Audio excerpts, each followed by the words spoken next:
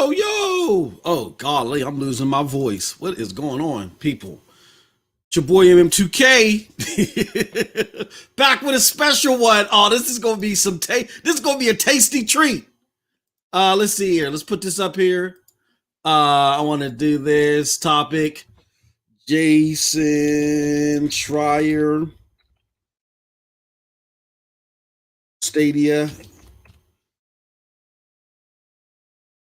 Les Pose. Look, can I say something? Can I say something? And I don't want y'all to take this the wrong way. Because I know there's a lot of good people that support this platform, and all y'all want to do is get to the truth. I can dig it. I can dig it. I completely understand. And you know what I'm saying? And sometimes what that does is that leads to us challenging the people that put certain articles out there. But believe you me, I'm going to put this out there first, and I'm asking y'all to chill. Thank you, Chase. Thank you for the $5. Love you, brother. I'm asking y'all to chill, okay? Please. We got to handle this with a balance. What I'm not saying is that Jason Schreier is reporting is nefarious. I mean, yeah, is the timing of it suspicious in some ways? Possibly, but I'm not willing to wholeheartedly say that this just wasn't like Jason just didn't see all of the bad reporting that was out there about Stadia, and he didn't say, well, let me do an expose, let me hop in on this and let me see what I can find out. You know what I'm saying? So with all of y'all, I know people love to attack Jason. I'm not one of those people, even though I rarely agree with him opinion-wise. I think the man's work is impeccable. Okay? I think his work is impeccable. So what I'm saying to y'all is chill. Chill with going at Jason and getting upset about this. Just chill. Y'all trying to get me blocked. I ain't trying to get blocked by Jason Schreier. You know what I'm saying? I ain't trying to get blocked by the homie. But seriously, I get where we have situations where people are being nefarious with facts. I get where they're overglossing and not doing their due diligence. That's not the issue here.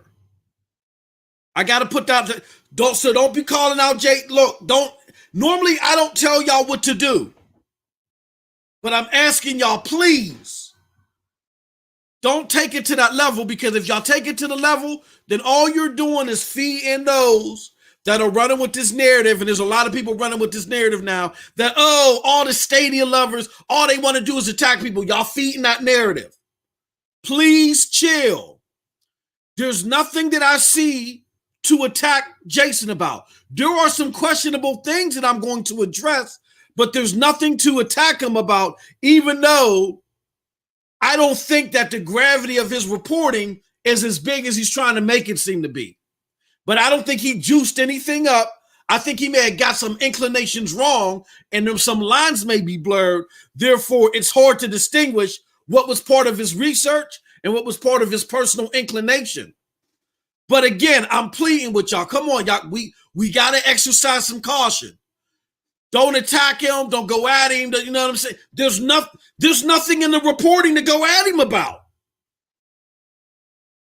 And if y'all think otherwise, let's talk about it. Put it in the chat or something like that. Other than the possible timing, but there may be an excuse for that. And this is not me backing down to Jason. Y'all, if y'all follow my content like my homie Shay Capo know the deal. I done came at Jason plenty of times before. Just go to MM2K videos. I done came at it. But all's fair. You know what I'm saying? What's fair is fair. I don't see nothing to come at Jason, so please don't utilize what I'm reporting on right now, the examples and the stuff that I'm going to show y'all, my posts, as ammunition to come at Jason. Don't do that. Because again, I want to show that we are measured. We don't operate with a mallet. We operate with a scalpel. It just so happens that it may look like a mallet because a lot of these news entities are up to nefarious stuff. I don't think he's up to anything nefarious with it. I just think that the inclination that he wants to derive from this is wrong. We're going to show you why. But I got mad respect for Jason and his investigative work. I just don't like his opinions on games. He thinks just because more people are making more games, we should all just be happy. And really, if you want to get to the meat and potatoes of the matter, he thinks that what Stadia should have done is he's happy with the state of affairs when it comes to games. He thinks that what Stadia should have done is Stadia should have just simply made an indie outlet, an indie platform. That's his beef. His beef isn't, Stadia is going to die. He tries to make that connection that it's a possibility, but he ain't going as far as the rest of the people. That's why I give him props. He says, Google might kill this like Google's known to kill it, which, there's a bunch of bull with that, but he's not going off in the deep end like how we see the average people go into. His beef is that Google, instead of buying their way and inching their way towards the big stage in a marathon type of way, he would have rather them use the money to make a whole bunch of indies. That's his thing. And my thing with Jason Schreier is, hey, look, bro, you got enough connections. You got enough pull. If you think that's the golden ticket, why don't you do that? You know what I'm saying? Like, what people got to stop doing is stop saying, well, this product isn't for me, so it shouldn't exist. I was just battling somebody on Twitter. Well, I don't want to say battling. I was just going back and forth with somebody on Twitter that they're like, yo, cloud gaming is dead. It's not going to make it. You got to excuse me. I got to take my old man pills. Cloud gaming ain't going to make it. It's dead. And I'm like, okay, well, I want y'all to do me a favor. Explain to me why GFN. Now, we don't have exact totals for Stadia, so that's why I can't give you exact totals from Stadia. I've seen some numbers. And what I can tell you from the stuff that I have seen, I believe this is the same case for Stadia as well. But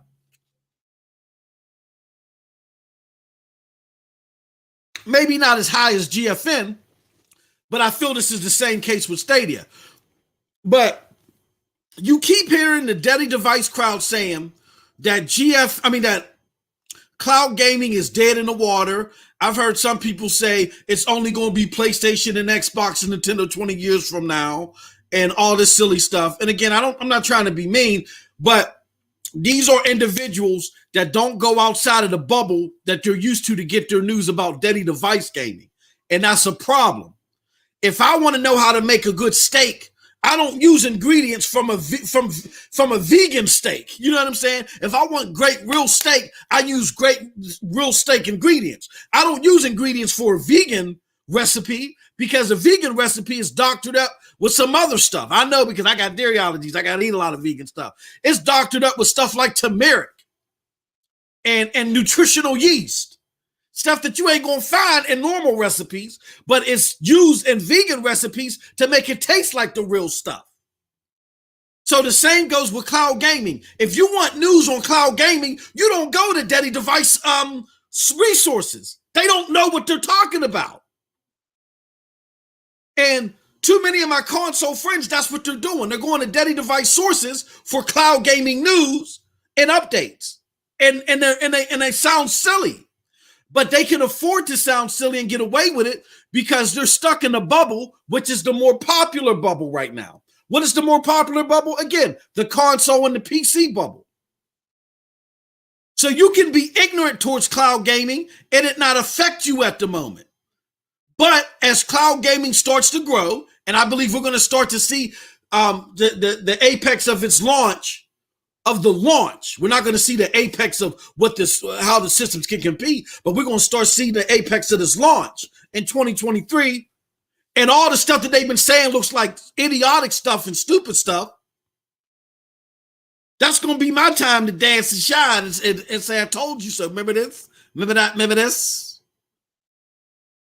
These are the same people that told you that at launch, and again, nothing against Xbox, but at launch, the Xbox was going to take over in the States, and they still have yet to win an NPD. These are the same people that when I told them that the Switch was coming out, and don't doubt the Switch because I got my ears to the ground on this stuff. The Switch looked like it's going to make some moves. Oh, no!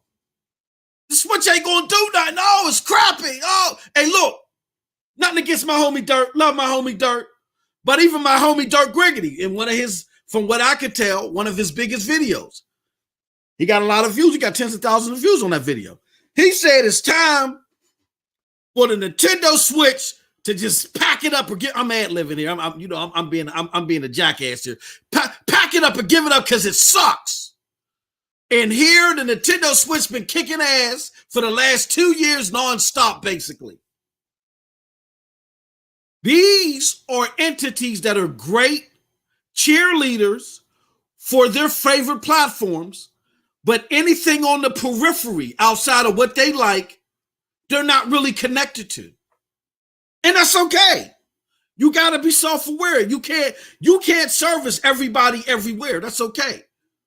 But understand that when you embed yourself with these sources, and these sources don't do their due diligence or do their research outside of their bubble, and you don't do the same thing, you're going to be misled as well. Prime example. My favorite content creators and my favorite podcasts are non-Stadia related. I tell y'all all the time, my favorite podcast is Rebel FM.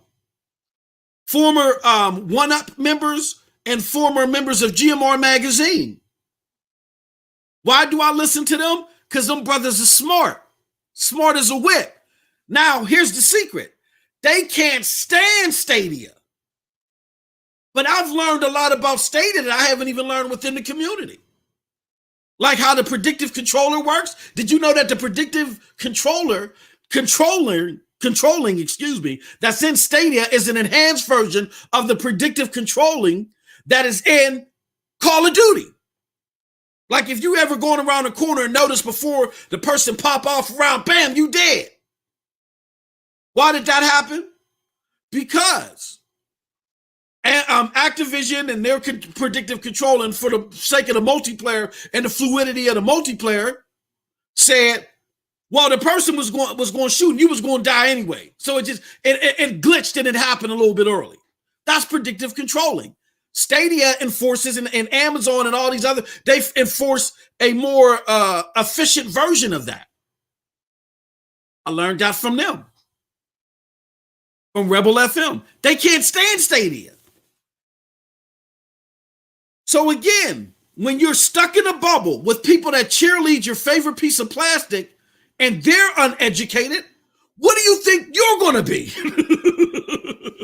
So that's why I try every now and again to float back to the MM2K channel to try to educate on the cloud gaming. And while I'll go back and forth with y'all, because it's a travesty, I feel, that y'all sit there, y'all listen to these entities, and y'all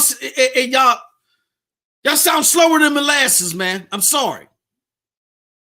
Y'all are so slow as far as connecting to this work and to this information, I mean, that is a shame.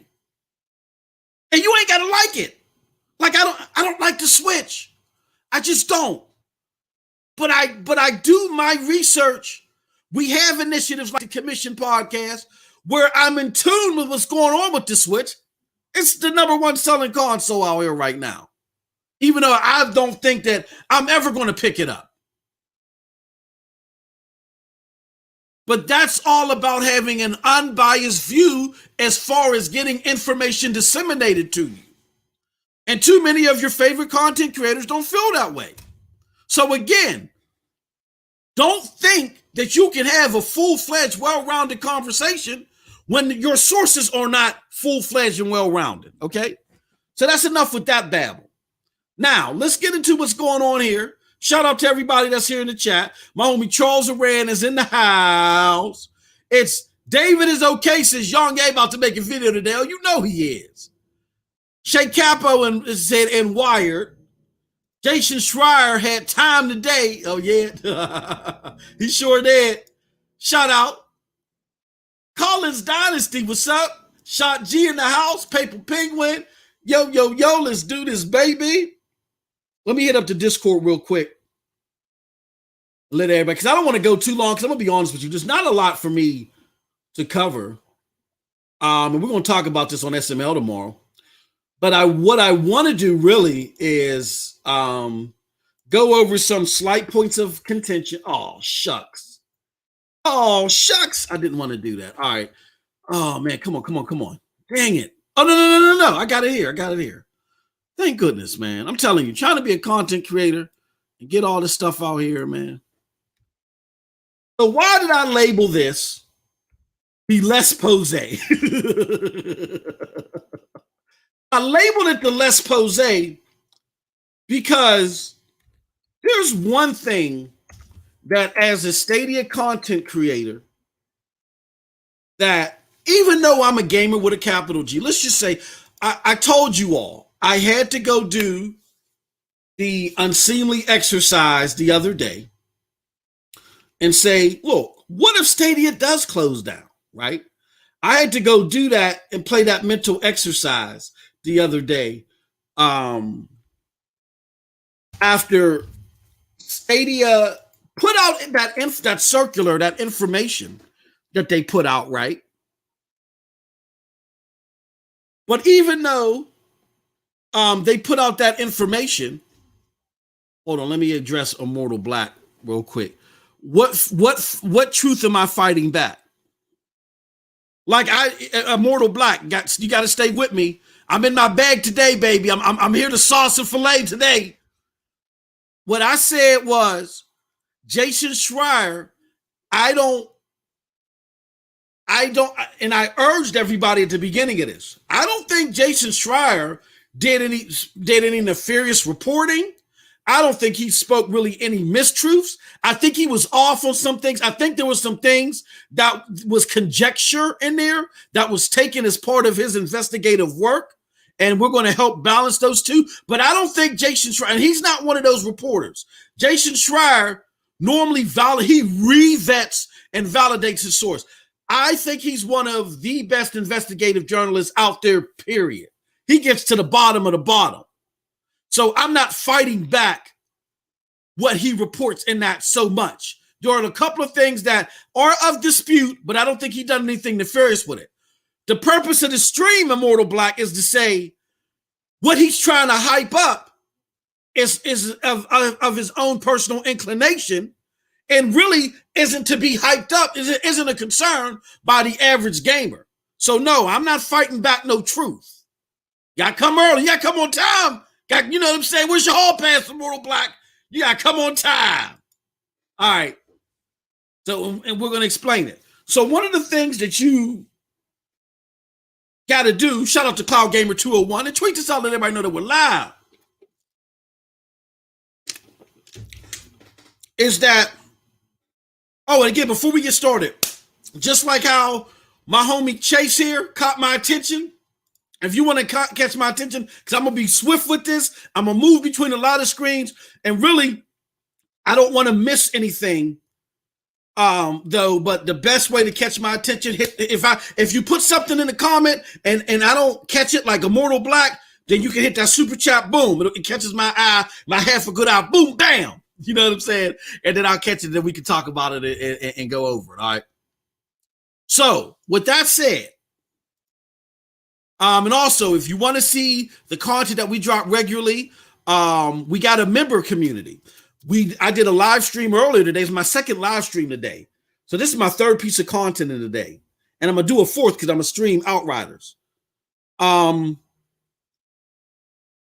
So what you're going to want to do is, if you want to get that extra content, do me a huge favor. Hit that join button.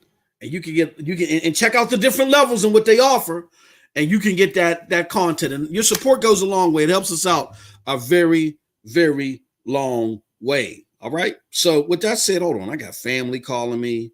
What is the dealio? Okay. All right. Apparently it must not be important. All right. So here's the deal, y'all. When it comes to Jason Schreier, you know, shout out to Victor in the house. In all due time, just hang tight. That's why you got it. That's why you got to be on time. You wouldn't be confused if you were on time. He says, what was the JS issue? Jason Schreier issue? I'm gonna get into it. So what happens is,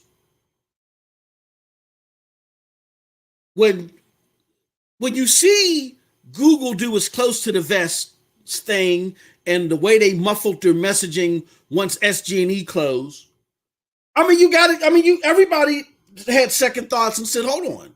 Well, what is going on? And why are they being so cryptic in a lot of ways with their messaging, right? So you think to yourself, okay, now what if there is a scenario where Stadia isn't around, right? Maybe what if we were looking at this through the improper lens?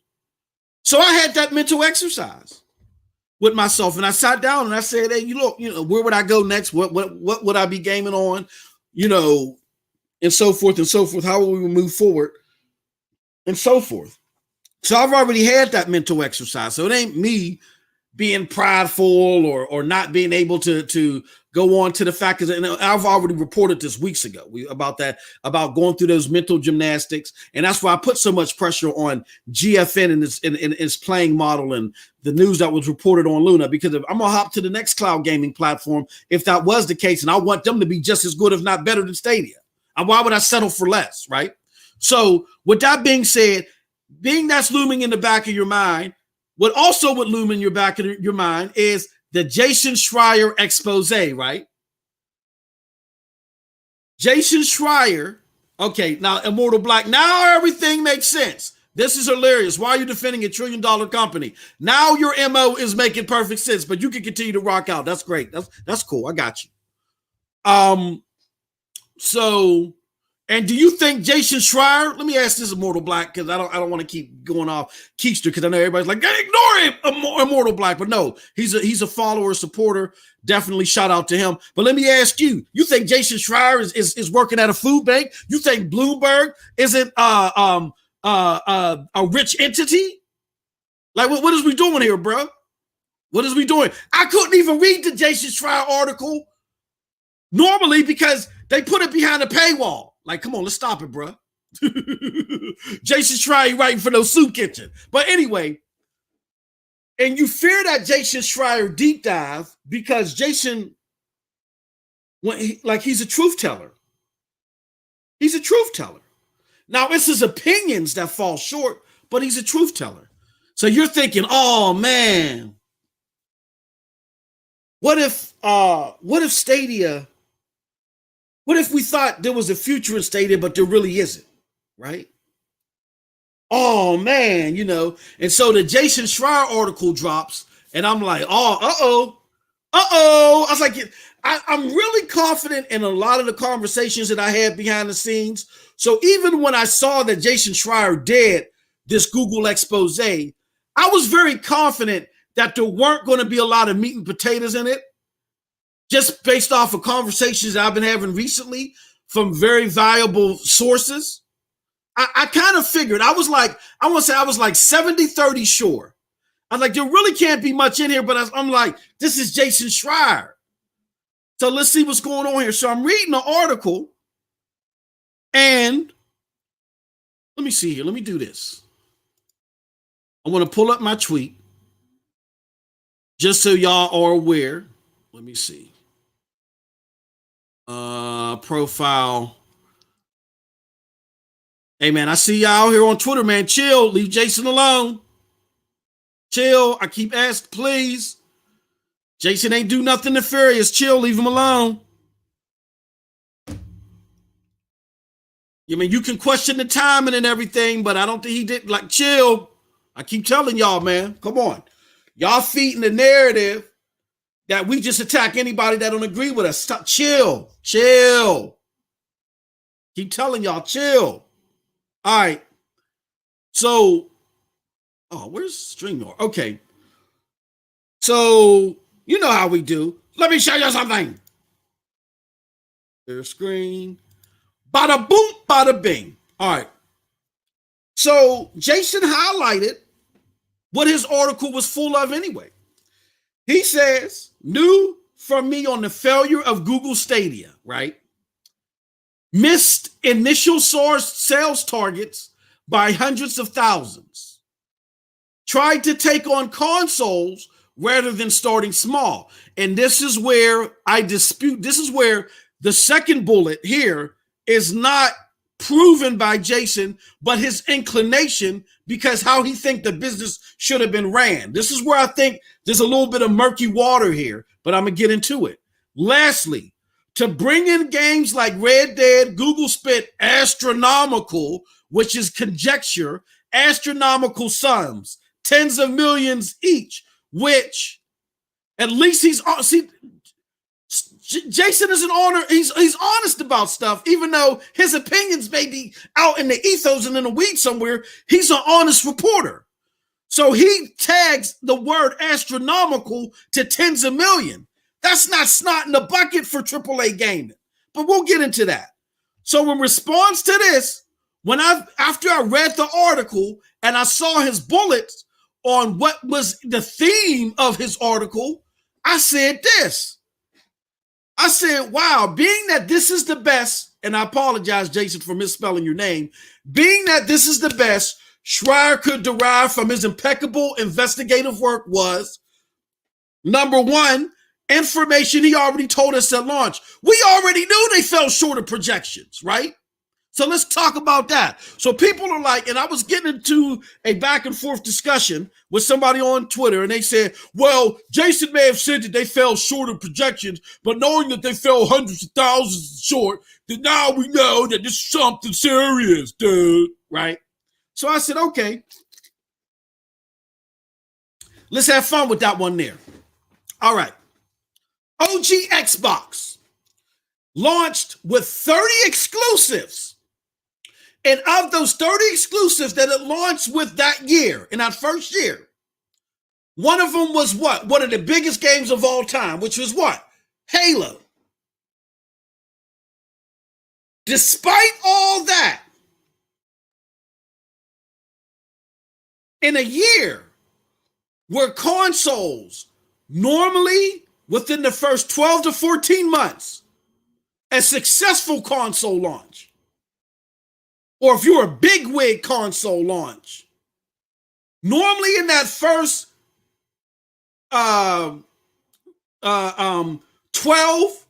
to 14, 15 months, you're grossing anywhere between 6 to 10 million. 6 is the lower half, 10 million is the higher half, right? Guess how much that OG Xbox launched with in that first year? Take a guess. Who want to take a guess? Take a guess. 2.9 million. The OG Xbox only launched with 2.9 million consoles, despite having 30 exclusives and launching with Halo. Now, do you think that the OG X, and then by the end of the generation, the OG Xbox lost to PlayStation? What was that, 26 million? They lost 26 million to PlayStation's 150 million. So MM2K asked you, do you think that the OG Xbox fell short of expectations? Maybe a few 100,000 its first year? Yes or no? I'm gathering yes. And guess what? 20 years later, the Xbox brand is stronger than it's ever been as far as making money and making revenue. It's a marathon, not a sprint. So me hearing that they fell short hundreds of thousands, it's being dressed up by Jason. That's one thing that I will say. He got to soup up his article. It's being dressed up by Jason, but I don't think he's lying about that. But again, it's all about putting this in proper perspective. If you look at what the OG Xbox did, and I had somebody argue with me, oh, there's way more gamers now than there is. Not console gamers. We've had plenty of developers tell you that the reason why they're having problems making $60 games and keeping them at that level is that the number of console gamers is not growing but the cost to make these games are. And again, the PlayStation 4 had what? 150 million. The PlayStation 2 had what? 150 million. When you combine the number of Xbox and PlayStation, Xbox 360s and PlayStation 3s, while that launch was still going on, and while that generation was still active, it crested at 160 million. So really, the gaming console base isn't growing that much. It isn't. Developers tell you that all the time. So again, watch your sources of information if people are spewing that. So you're dealing with the same console numbers now with some slight adjustments that you were dealing with before. Now, people talk about the Wii or the Switch, but the Wii or the Switch are usually a complementary console, and these people also have PlayStations or Xboxes.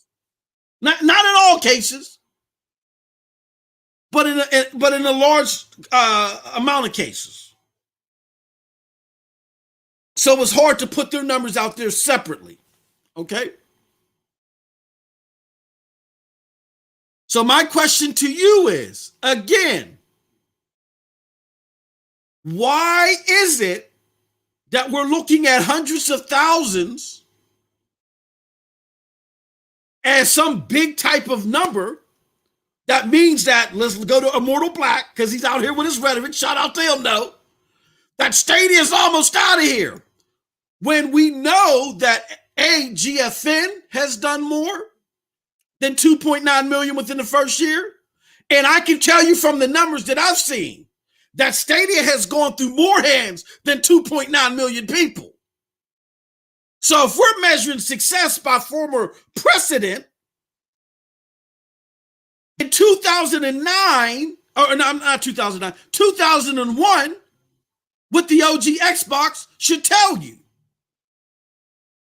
that you can have numbers that are short of hundreds of thousands, maybe even millions. You think that Xbox didn't believe that they were going to make millions more in sales? You can have projections less than in hundreds of thousands and millions and still be fine. All right?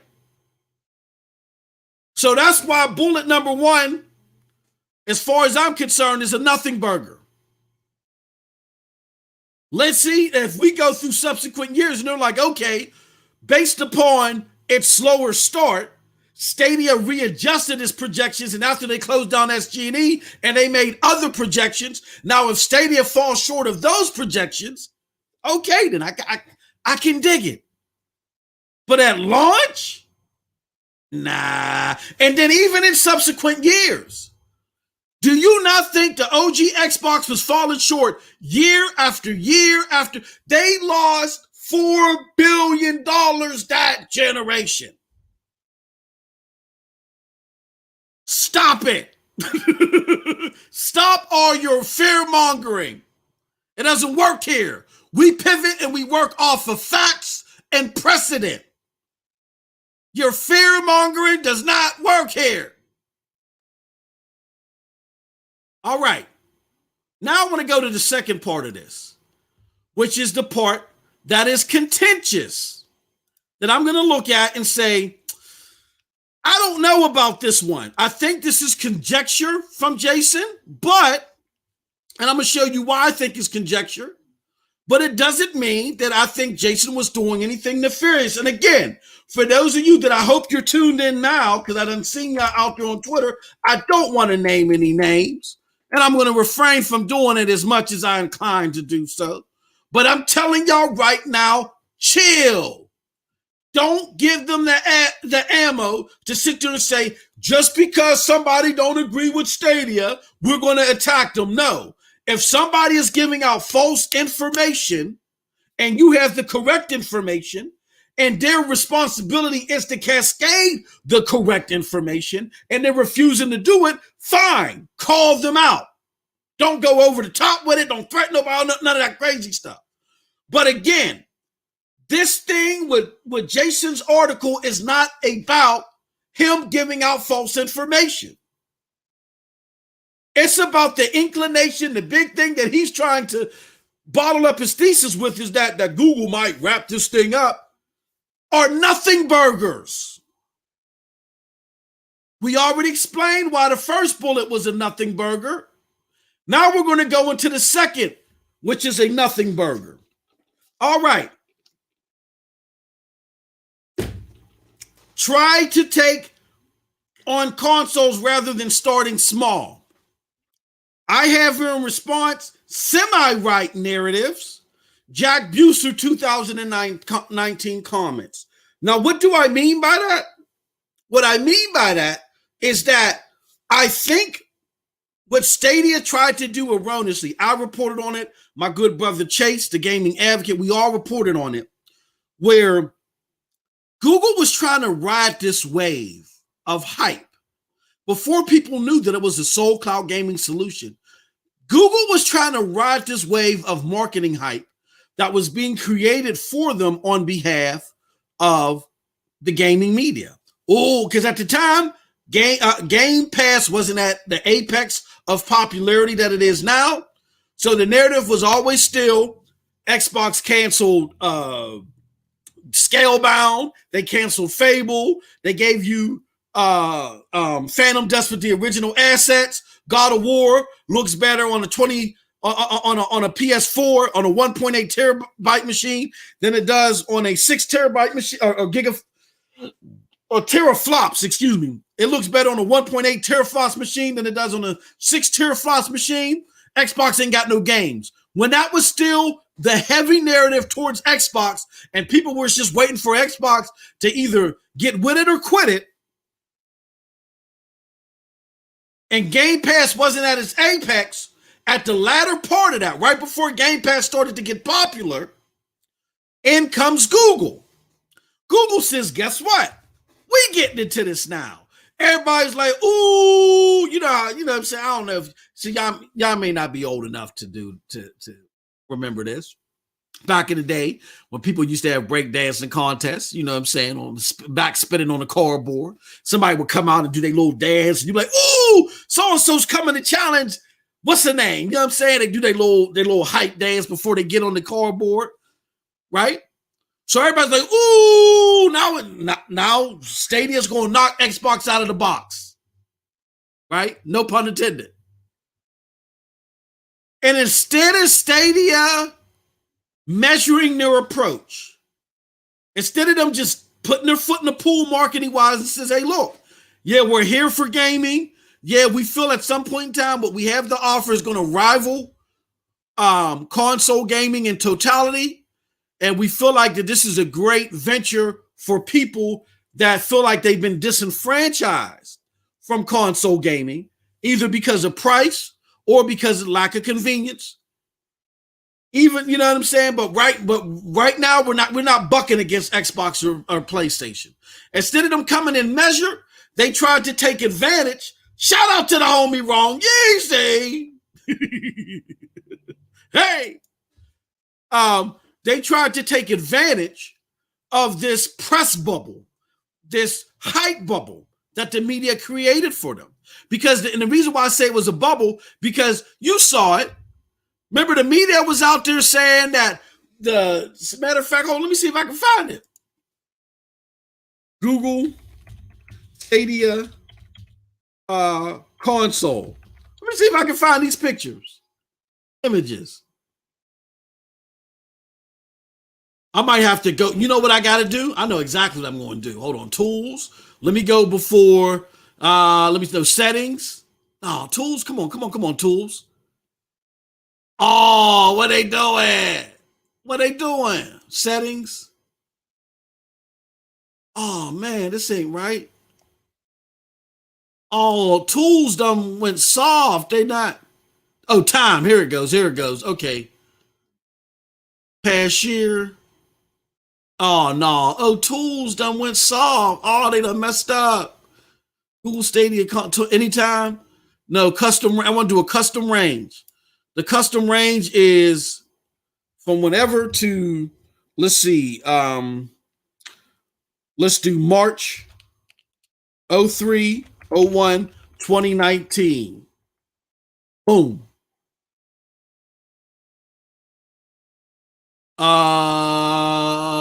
Here, let me put this over here, y'all. Can y'all see that? It says Google Yeti is reportedly a gaming hardware stream. So they called it Google Yeti. Let's see here. Let me see if I go to images. See if I can find these old mock-ups of what people thought the Stadia. No, I can't find the old mock-ups. Here we go. Here we go. Y'all remember this? Oh no, oh dang, they tried to erase it. Can y'all see this?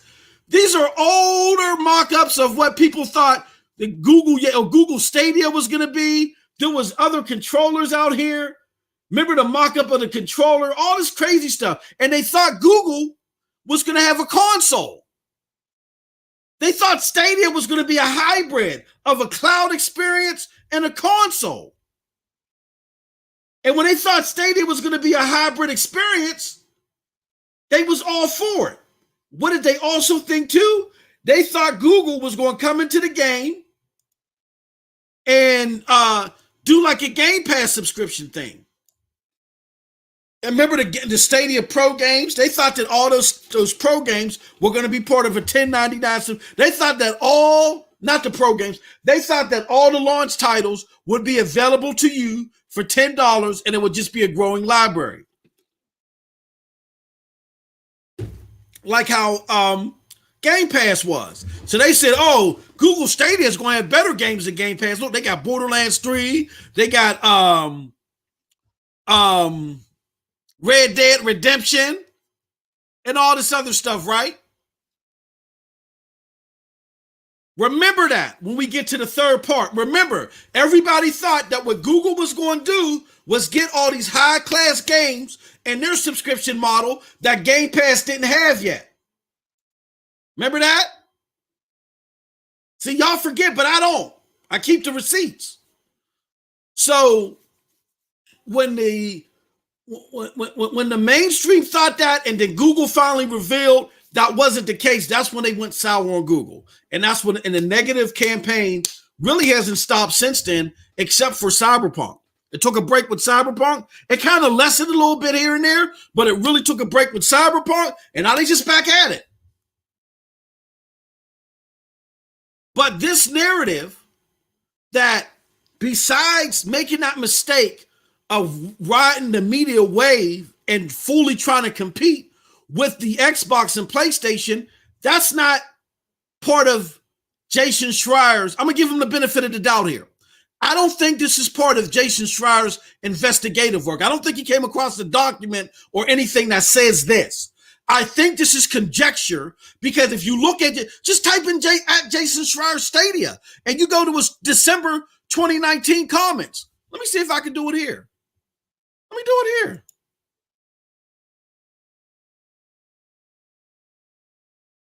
Jason Schreier.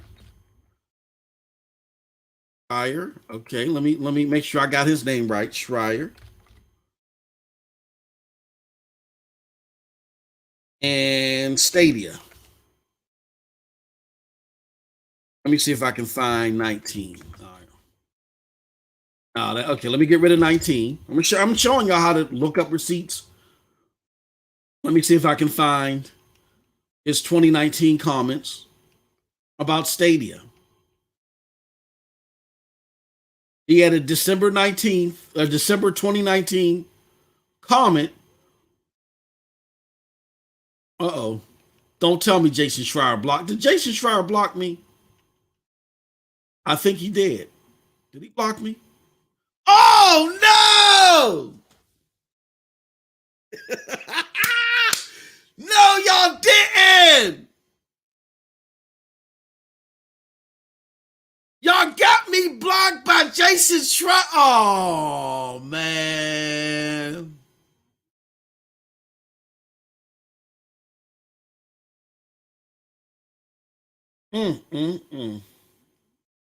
Wow. Wow. Hey, yo. I'm a rap to the. Let me rap to the community right now. I'm I'm a little perturbed right now. I'm gonna be honest with you. I'm a little perturbed right now because Muggs was sitting there taking my tweet and then hitting up Jason Schreier, talking about, well, Jason, answer this and that. No, y'all got to learn how to be measured, man. Y'all got to learn how to be measured. Y'all effed up the game. Y'all effing up the game, man. There's just some of y'all that don't understand how to play chess here and use and interact with a scalpel. There was nothing to attack Jason on. I was telling y'all that there was nothing to attack Jason on. Now I got other accounts I can go look up his stuff. I'm not worried about that. But you see what I'm saying? Like, y'all gotta go to the MM2K school of thought, man. Straight up. I love y'all. Y'all gotta go to the school of thought. Y'all too heavy-handed with this. Too heavy-handed. Kenny G's like, I'm sorry to see this, man. Hey, yo, I knew this was going to happen.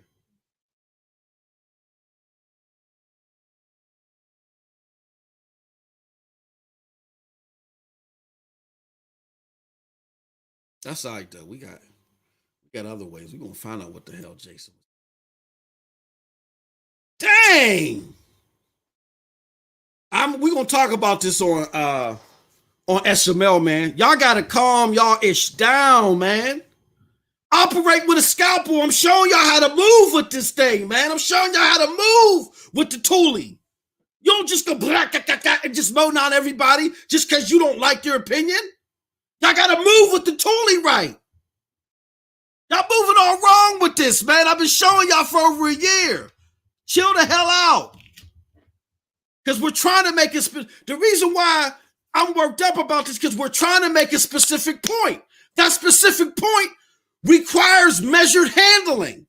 Because what they want to do is they want to put a label on us and say, yo, all y'all want to do is attack people that don't agree with. That's not what it's about.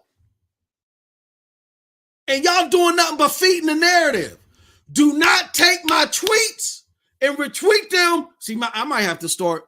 Hey, yo, at first I thought it was fuddy-duddy. When Twitter was like, yo, we're going to have super tweets. And I was like, oh, man, that's fine. I'm not going to use nothing like that. But now I see, hey, look, man, I might have to restrict access.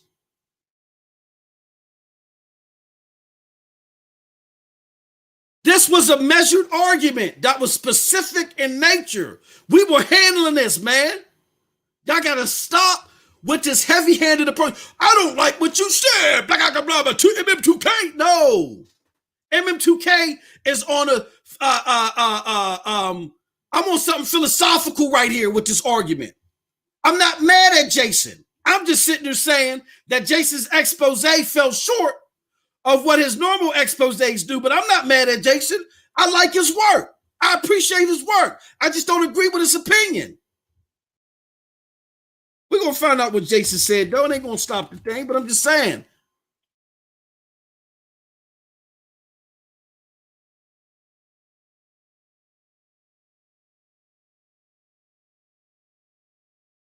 Golly, man. All right, let me see here. What did he say? Jason Schreier. Woo! You can't give everybody the istles, man. That's a saying that we would say back in the hood, man. You can't give everybody the istles. All right, Stadia. We're gonna find it right here. Ain't no thing but a chicken wing.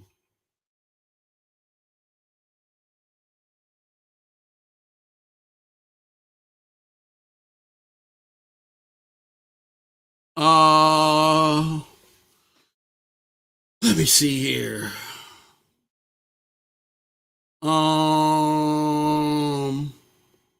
Where is Jason Schreier's? I want to find his tweet from 2019.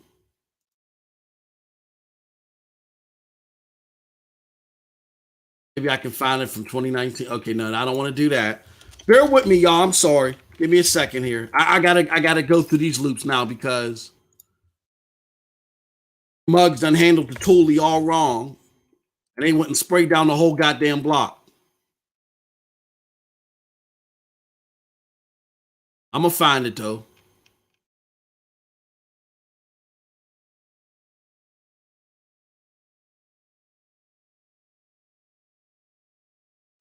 We doing something measured here, man. We got philosophical arguments here. I know they might come out juddered and staggered and all that other stuff, but y'all peep the game. Watch me work, man.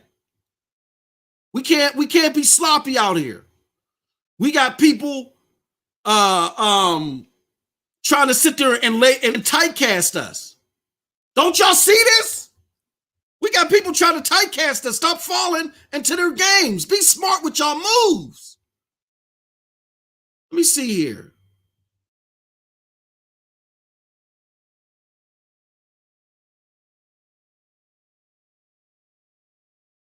And please, here's what I'm going to say. And the next time it happens, I'm not going to block you. I'm a unfollow you or make you unfollow or make you register to be a follower. Stop trying to take my tweets and misconstrue them to include other people in them. If I want to include other people, I'll include other people. And we had someone try to do that a couple days ago where they wanted to get into a debate about somebody who lost their job. I want to ask them when they lost their job. That's tasteless to me. I didn't like that. That's why I had to did that conversation right there. Now we got other people. Oh yeah, Jason Schreier, you're this and you're that. Like, no, I don't do that. Now I can't find it, y'all. I'm gonna find it eventually. I had it queued up. I was wondering why I couldn't pull it up. But anyway, let me do it like this, y'all. I'm sorry.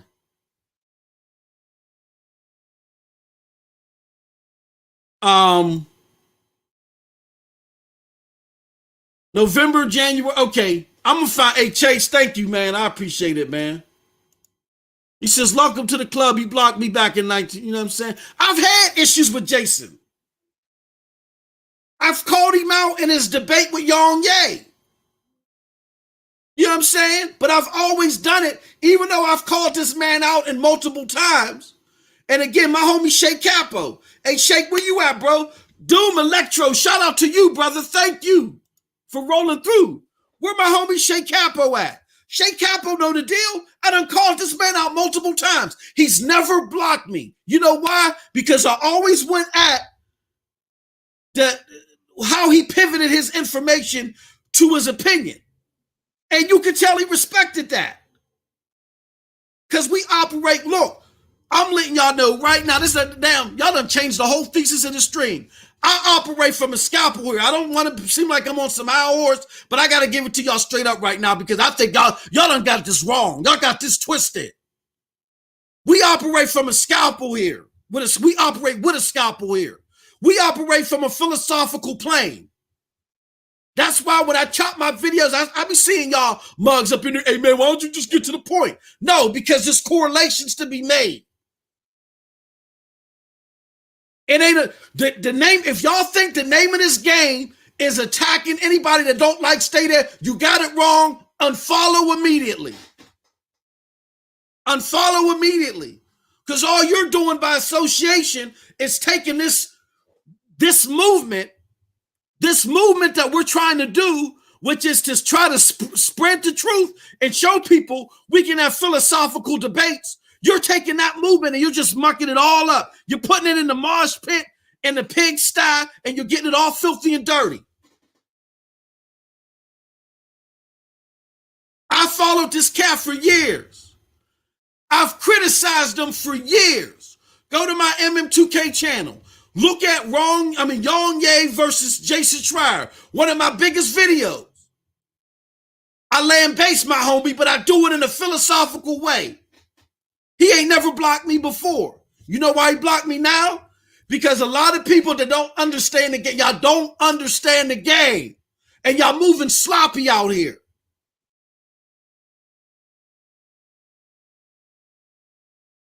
For those of you that think this movement is simply about jumping on people's necks that don't like Stadia. Exit stage left. Exit stage left.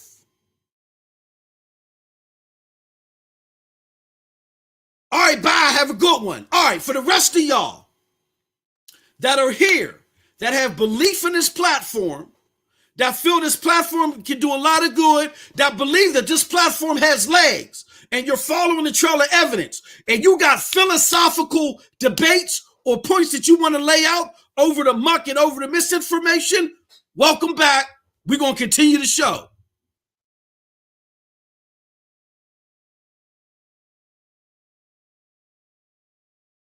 Now, the reason why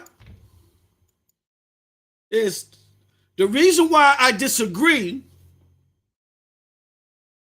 cold as ice. Hey, bro, I'm on one right now, Cole. Cold as ice has been following me. He don't agree with me all the time. He be like, Mars, come on, bro. What is you doing here, man, with this Stadia thing, man? Come back. Let's talk PlayStation and Xbox, man. Cold, you know, bro, when I be dropping my videos and I talk about, now there's some cats that's just doing straight wicked evil that I don't care what they can block me all day if I haven't blocked them. Cats like Tim Sweeney, I could care less about that. But I appreciate his work. I don't agree with his opinion. And people like that, and yeah, is Jason Schreier a little sensitive? Yeah, he a little sensitive. But that's okay. I'll operate with that. I'll just say to him, hey, look, let's handle this philosophically, bro. This is where I did that. And bro ain't never blocked me. He done blocked broadband, but he done blocked all the broadband bullies. He ain't never blocked me.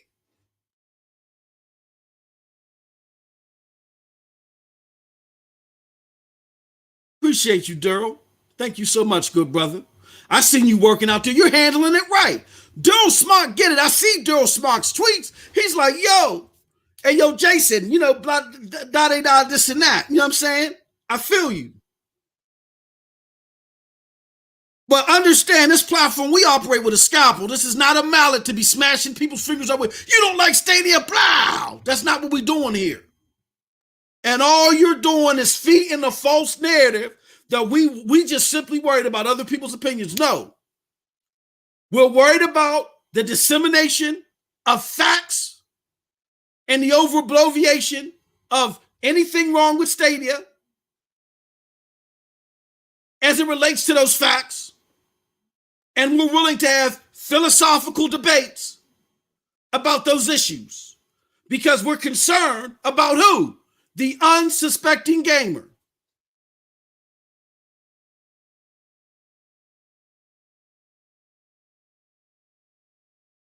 So if you got this all wrong, then I hope you exit it. Now back to the program at hand.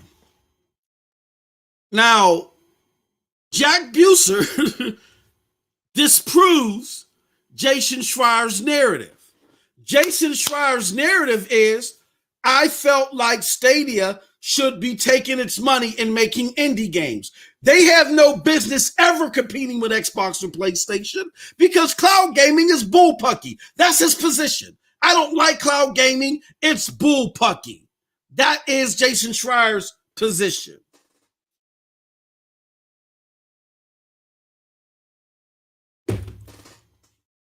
So because that's his position, he adds that as a bullet point, but it's not part of his investigative work. Why? Because I followed Jason's work for years, and I can tell you, this is conjecture. This is not investigative work, simply because of this. Blah! This is an interview that Jack Buser did with a news publication, and they're specifically asking him, hey, look, and I get this question a lot from my Daddy Device brothers in the DMs. You should see our DMs, man. I be looking at some of these questions and some of these comments, and I just shake my head and say, y'all brothers don't get it. Platforms like GFN, platforms like Platforms like GFN, platforms like Stadia, platforms like Amazon, platforms like Shadow, or whoever else is out there. They are not trying to compete with Xbox and PlayStation today. They just simply ain't. Yes, exactly. As a community, we got to be smart. We have to be smart. Because people are behind the scenes. They're trying to use their wit and their slyness to put labels on us. And to exterminate us off and say, oh, don't listen to them because all they're trying to do is XYZ. And it's bigger than that. As the saying goes, it's bigger than rap. Absolutely. We got to be smarter than that. I knew it when I saw my tweets out there. I was like, oh, come on, man. Like, stop, bro. Anywho. Oh, man. So, okay. So, none of those platforms were trying to compete 1v1 with PlayStation or Xbox out of the gate. Analysts, their own researchers, everybody. They done paid millions of dollars to research this. All of these companies, they're not dumb. They realize that cloud gaming is right now, at this moment, for a segment of gamers that felt disenfranchised from gaming. They felt disenfranchised either because the cost of getting into gaming and or the convenience of getting into gaming. Everybody doesn't have $500 to buy the next Xbox or PlayStation. But if they know they're going to get Resident Evil 8 with all the bells and whistles and ray tracing, similar to what they can get on the next Xbox and PlayStation, and they have to pay $0 to access said platform to get it at 4K, all they got to do is pay $10 a month. They can rock with that. Or if they have the money, but they don't like the fact of having to wake up and download stuff or having to expel so much energy. Like I remember, again, I used to keep my Xbox in my PlayStation in standby mode. When I stopped doing that, that was $50 off my utility bill every month. So people's like, man, I don't want to deal with downloads, having to manage multiple storages, all that stuff. I don't have to worry about that with cloud gaming. There is a small market, a profitable but small market out there for them. So the first step for the cloud gaming platforms is to get a stranglehold or a large chunk of that market.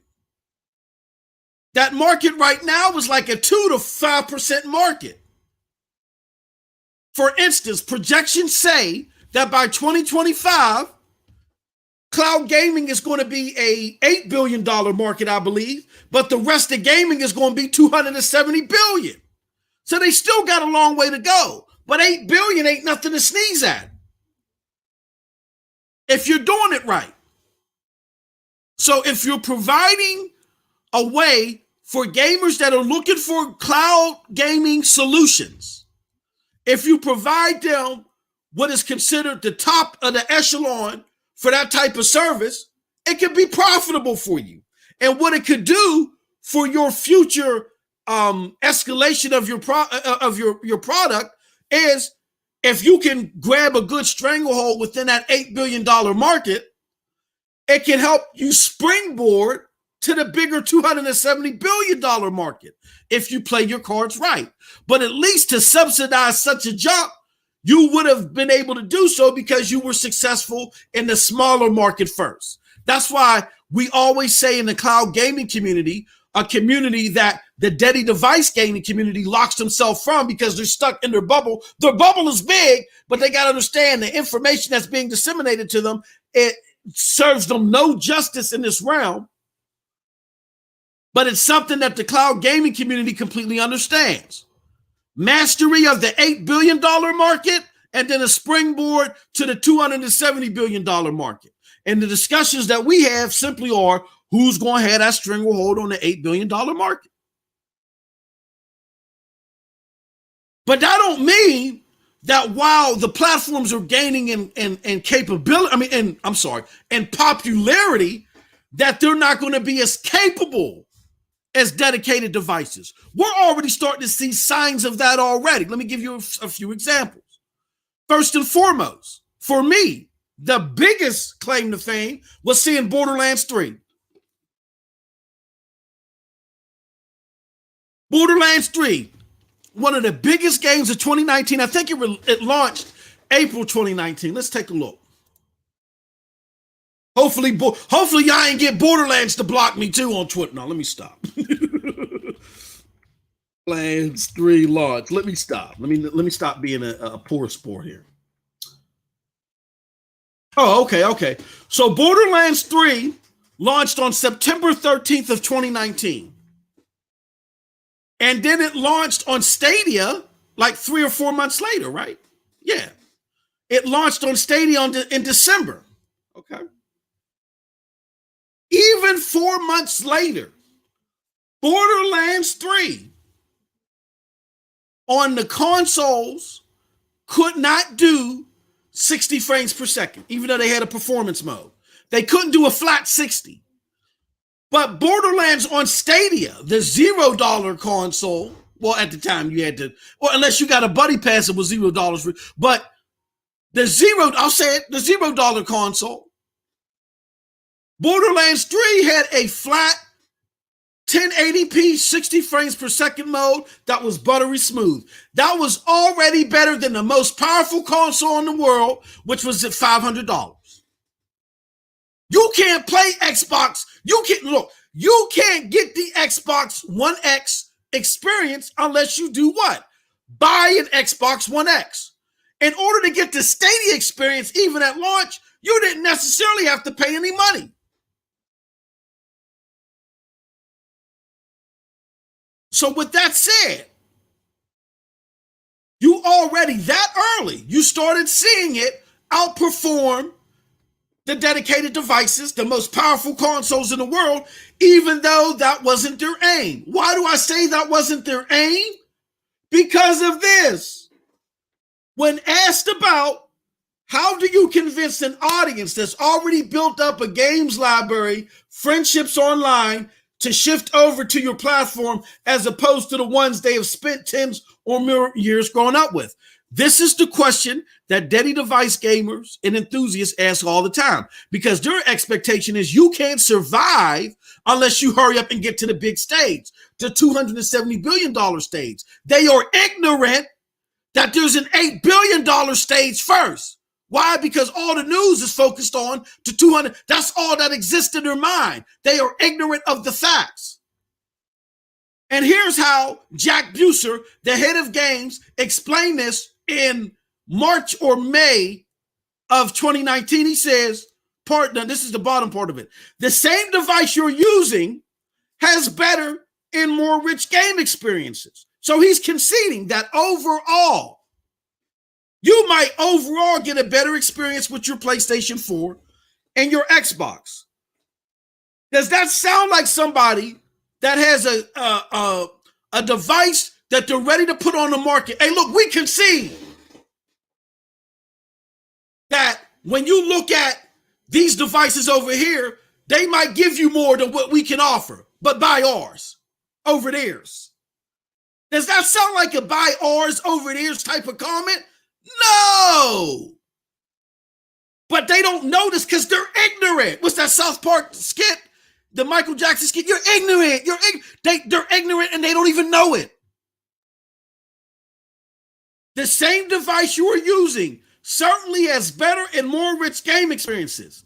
That will take time to play out because gamers will have to realize, now listen to this part.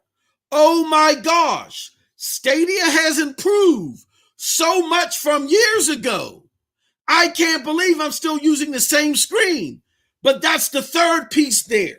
So we talked about some other two things, but the things that are relative to Jason's point that I'm saying is null and void is they weren't trying to out the launch go 1v1 versus Xbox and PlayStation. That's his opinion.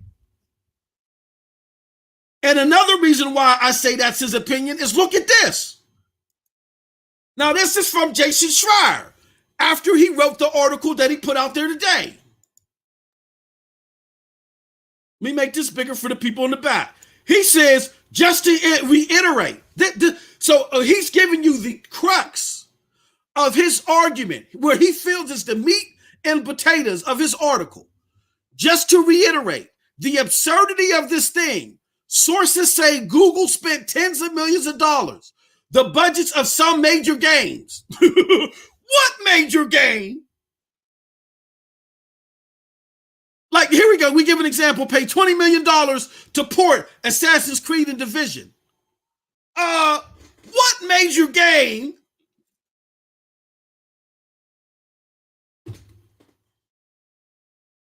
that comes out has a budget of $20 million?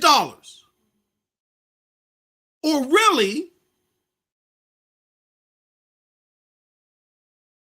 it's $10 million per game. That's what Stadia is looking to give. If you port your game over to Stadia, they'll give you $10 million. Now,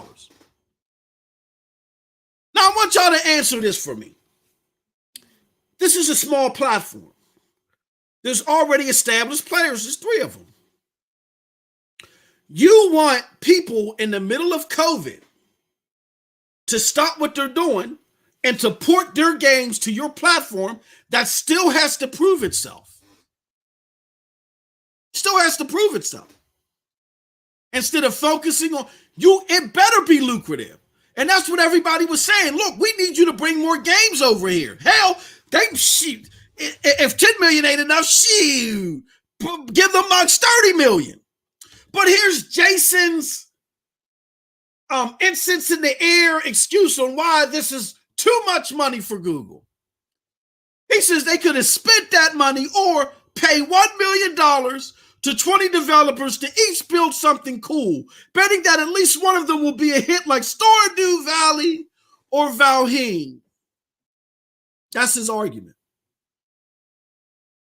But again, there's a reason why Jason writes articles and he cries about what corporations do for their business model and why he don't have his own business model. Jason Schreier ain't short on money. Jason Schreier's had a very successful career. If he thought all of this bullpucky made any sense, he would have started his own gaming company and tried to invest in this garbage. It's bullpucky. Why is it bullpucky?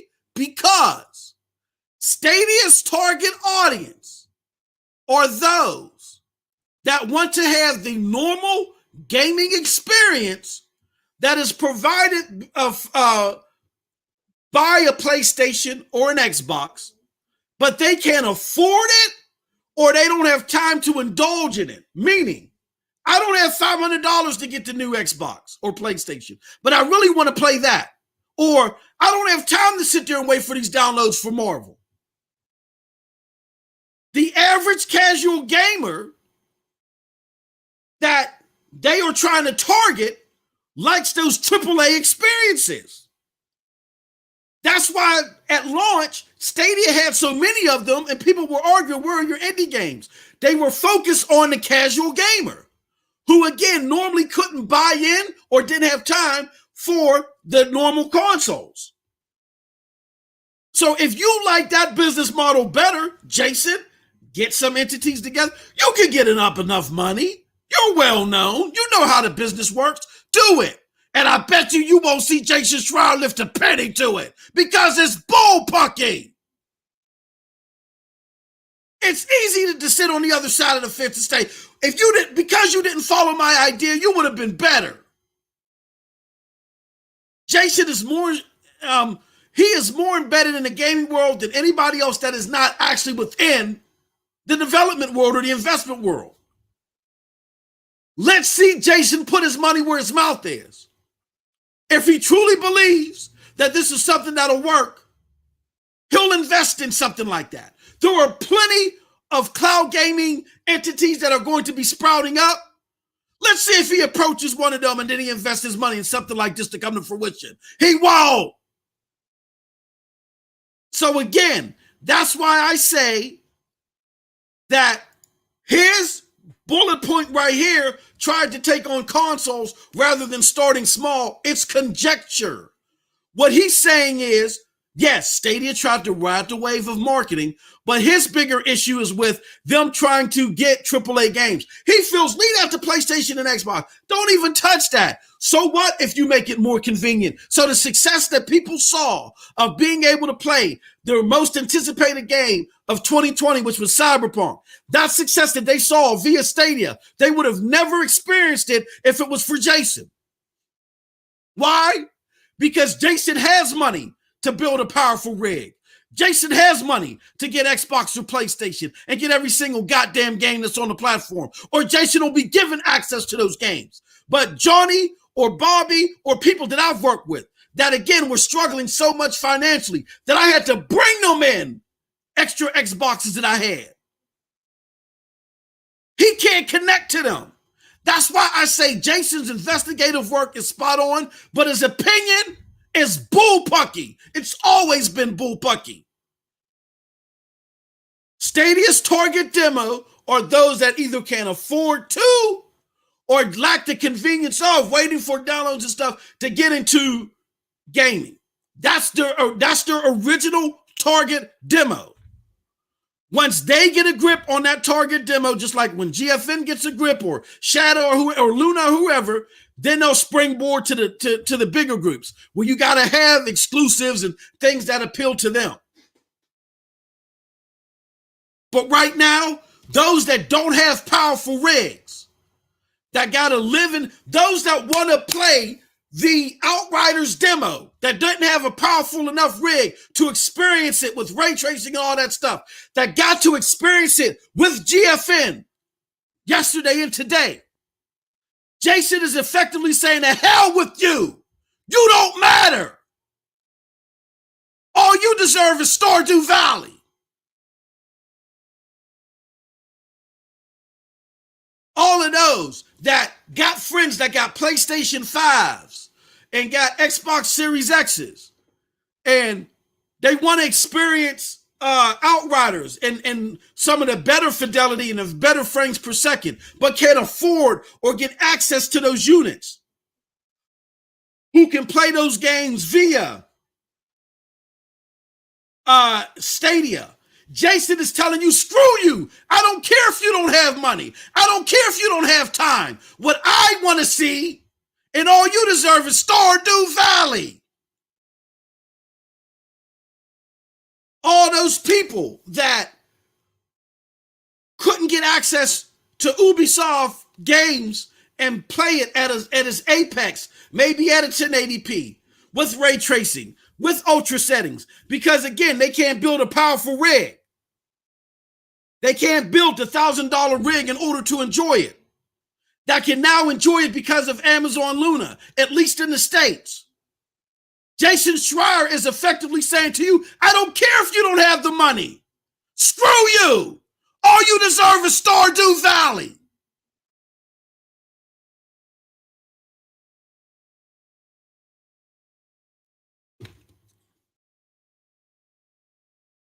The homie Doom said, don't be hating on Stardew.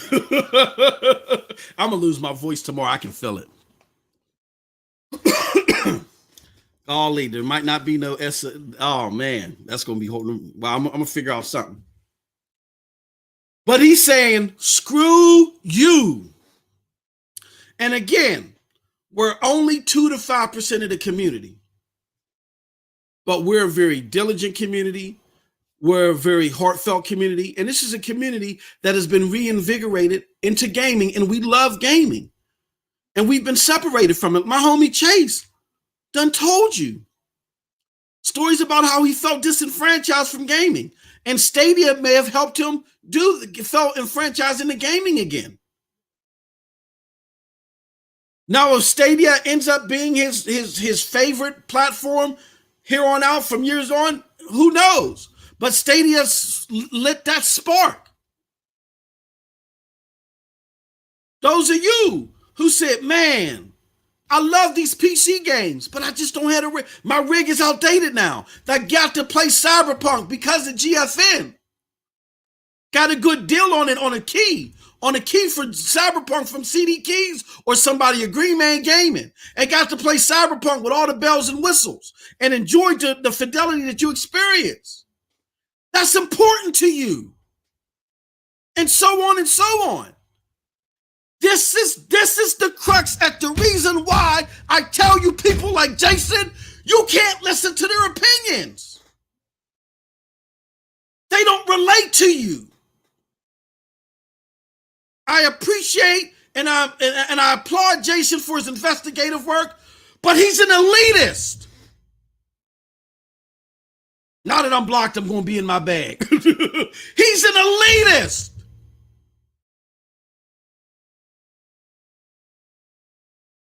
Y'all are sitting there getting all worked up over what an elitist says who can't relate to y'all. MM2K, I can relate to y'all. Have I been blessed and fortunate in many ways to where I'm not hurting at all? Yes. I'm thankful of that every day.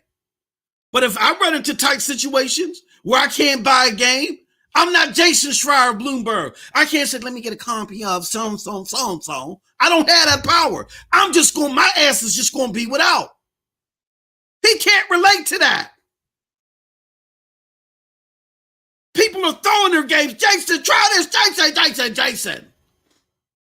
So again, handle this with a scalpel, y'all. The man can't relate to you. So the things that he puts out there as conjecture, as opinion, don't fall for it unless it's relative to you. But what I can tell you is that even though we're a small community, we're a meaningful community, and we're a growing community. And no, we don't deserve a whole bunch of $1 million games. We deserve more. We deserve it all. Ain't nothing wrong with Stardew Valley, but we deserve more than just a whole bunch of Stardew Valleys. And thank goodness for Google for shelling out them 10 million. And hell, shell out 20, 30 million if you got it. Get us those damn games. Stadia reinvigorated myself into gaming in ways that I just can't explain. And I have a very expensive rig. I had Xbox and PlayStation. Now I got a PlayStation 5. So I have other avenues. But just something about Stadia that I adore that's been meaningful to me because of the convenience and some of the technical marvels that I appreciate this. And Jason, just because you don't appreciate something doesn't mean something shouldn't exist. It's a small market, it's a growing market, but it's a meaningful market. So that's what I have to say about his second point, which again, is not part of his investigative work, which I applaud, but it's more a conjecture than it is anything. All right? Lastly, to bring in games like Red Dead, Google spent astronomical sums, tens of millions of dollars each. We already knew this. Let me see if I can find it. Capcom leak Stadia.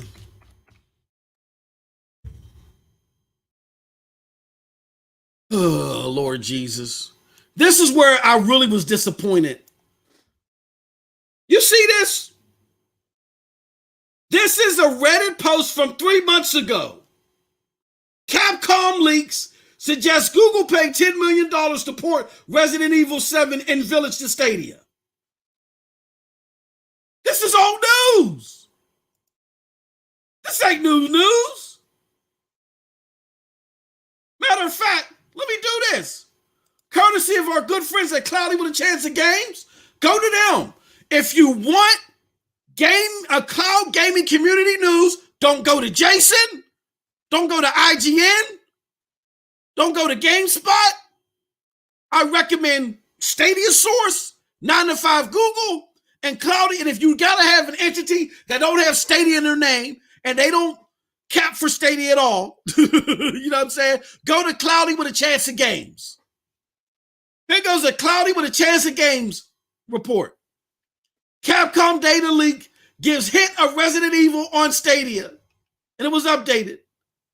And it says it's reported from the leak that Stadia paid Capcom $10 million to secure both titles to the platform. This was November 2020. What is we doing here?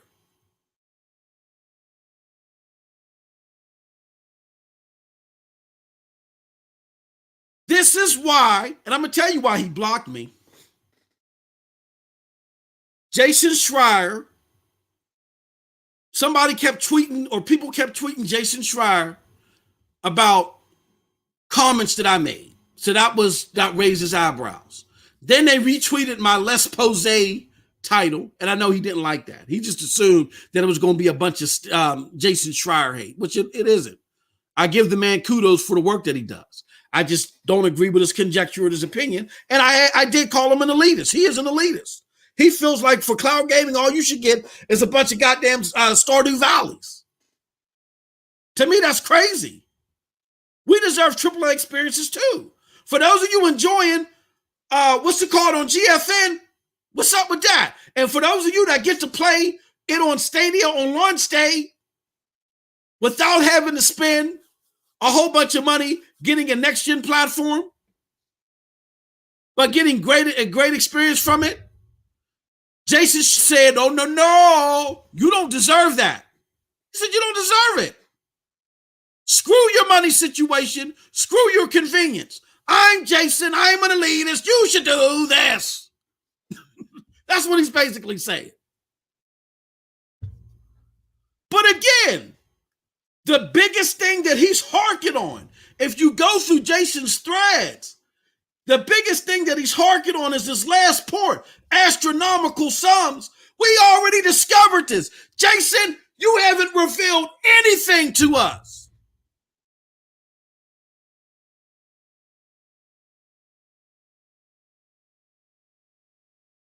And I won't say, look, even though I know Jason is an elitist, he cannot connect to the average gamer. He got his own state of mind that he wants to extrapolate over all of gaming, which that's his flaw. That's Jason's biggest flaw. Because I like something, the rest of you should like it and shut up. Or because I don't like something, the rest of you shouldn't like it either and shut up. That's Jason's biggest flaw. He's very anal like that. But despite all that, I'm not going to sit there and diminish the man's body of work. I will say this overall, and I'm going to turn it to y'all and get y'all thoughts on stuff. I will say this, that the biggest disappointment with this is that, if you're a Jason Schreier enthusiast, the biggest disappointment is you got a Jason Schreier expose that exposes nothing. That exposes nothing. At launch, Jason told us that they fell short. He already exposed that. The conjecture, which is tried to take on consoles rather than starting small, is halfway proven wrong by the Jack Buser comments that we outline here. And his last point, we spent astronomical sums of money. Everybody knows that astronomical when it comes to gaming is not considered tens of millions of dollars. That's not snot in the bucket for AAA games. And people have said in the game community, if Stadia wants to get into this thing, they got to get those big AAA games, and they got to spend they better spend a lot of money to get them. So some people may argue Stadia is not spending enough. And maybe they realized it too. Hence why they said, you know what? Our biggest deficit is not having these games. When we poll place after place, we're discovered to not have the games that people want, the AAA games. That's what they most want from our service. All of our money is tied up in SG&E. We got to let that go. We acted on that too foolishly. We got to let that go. And yes, we're going to spend more, in Jason's words, more astronomically on getting those AAA games that really take our platform to its apex right now in its infancy. So all in all, if you ask me, when I look at this quote unquote Les Posay, it's not an expose, it's a Les Posay when you look at it from Jason Schreier standards. It actually works out in the favor of Google. Why? Because nothing new has been revealed. And for two, Jason Schreier and all of his investigative glory, and I'm not being facetious when I say that, the man is excellent at what he does. In all of his investigative glory, the man could find nothing conclusive that suggests that Stadia is on its way of winding down. That's the biggest takeaway from all this. The biggest takeaway from all this is not what Jason says here, it's what he don't say. The biggest takeaway from all this again is the fact that Jason, in all of his investigative glory, could not tell you conclusively with any proof whatsoever that Stadia is winding down. All he does is harks on old failures. Stuff that he already told us about and stuff that was already leaked out. Jason, if you're listening, I got an inkling you're listening. Don't be mad at me, brother. I love your body of work. I've contested what you said in the past. You can unblock me. All I will say is that you're less posé. See, that probably get under the skin. I shouldn't say that. But I'm going to say it anyway, goddammit. I love you, Jason. But your less posé says more in what it doesn't say. Bars. And what you don't say is you don't have any conclusive proof in all your investigative theory and glory. All you have is conjecture that Stadia is closing down. Stadia community, I would take that as a win. Woo! Yeah, baby. That is a W. That's a W bigger than the Wu-Tang Clans. I take that, baby, any day. So I actually like this report. As a Stadia gamer, I like this report. It gives me more hope into Stadia. It gives me more hope into Stadia because, again, Jason Schreier couldn't come up with the proof to say this thing that a lot, I don't want to say everybody, but everybody out there in the mainstream media is trying to allude to. See, all you have is, all you have from the greatest investigative mind out there is conjecture. Normally, when you want the truth, you get concrete evidence. Yeah, in a secret meeting, Phil Harrison alluded to that Google's going to start they're going to drop 100 games this year, but in 2022 they're only going to have 50. And if they don't see a big pool with the 50, they're wrapping up shop in 2023. You ain't got nothing like that from Jason. So because you don't, to me, this is a victory. This proves all the naysayers wrong and all the haters wrong. And I'm going to tell y'all this. And this is the biggest message, again, to the people that I had to land base earlier. For those of you that are operating with a mallet, that are angry that Jason doesn't like, I don't care that Jason doesn't like Stadia. I don't care. As a matter of fact, all of these naysayers, I love dealing with naysayers. I love dealing with y'all. I've been proving naysayers wrong all my damn life. That's why when a lot of y'all say, MM2K, why are you always going against the grain? Because I follow facts. And I don't hop on a train unless there's enough factual proof there. So y'all like to follow things that are popular. I follow facts. Popularity and facts are not always synonymous. And throughout my entire life, I have called things because I followed the facts. Y'all have called them a different way. Y'all were proven wrong in the long term.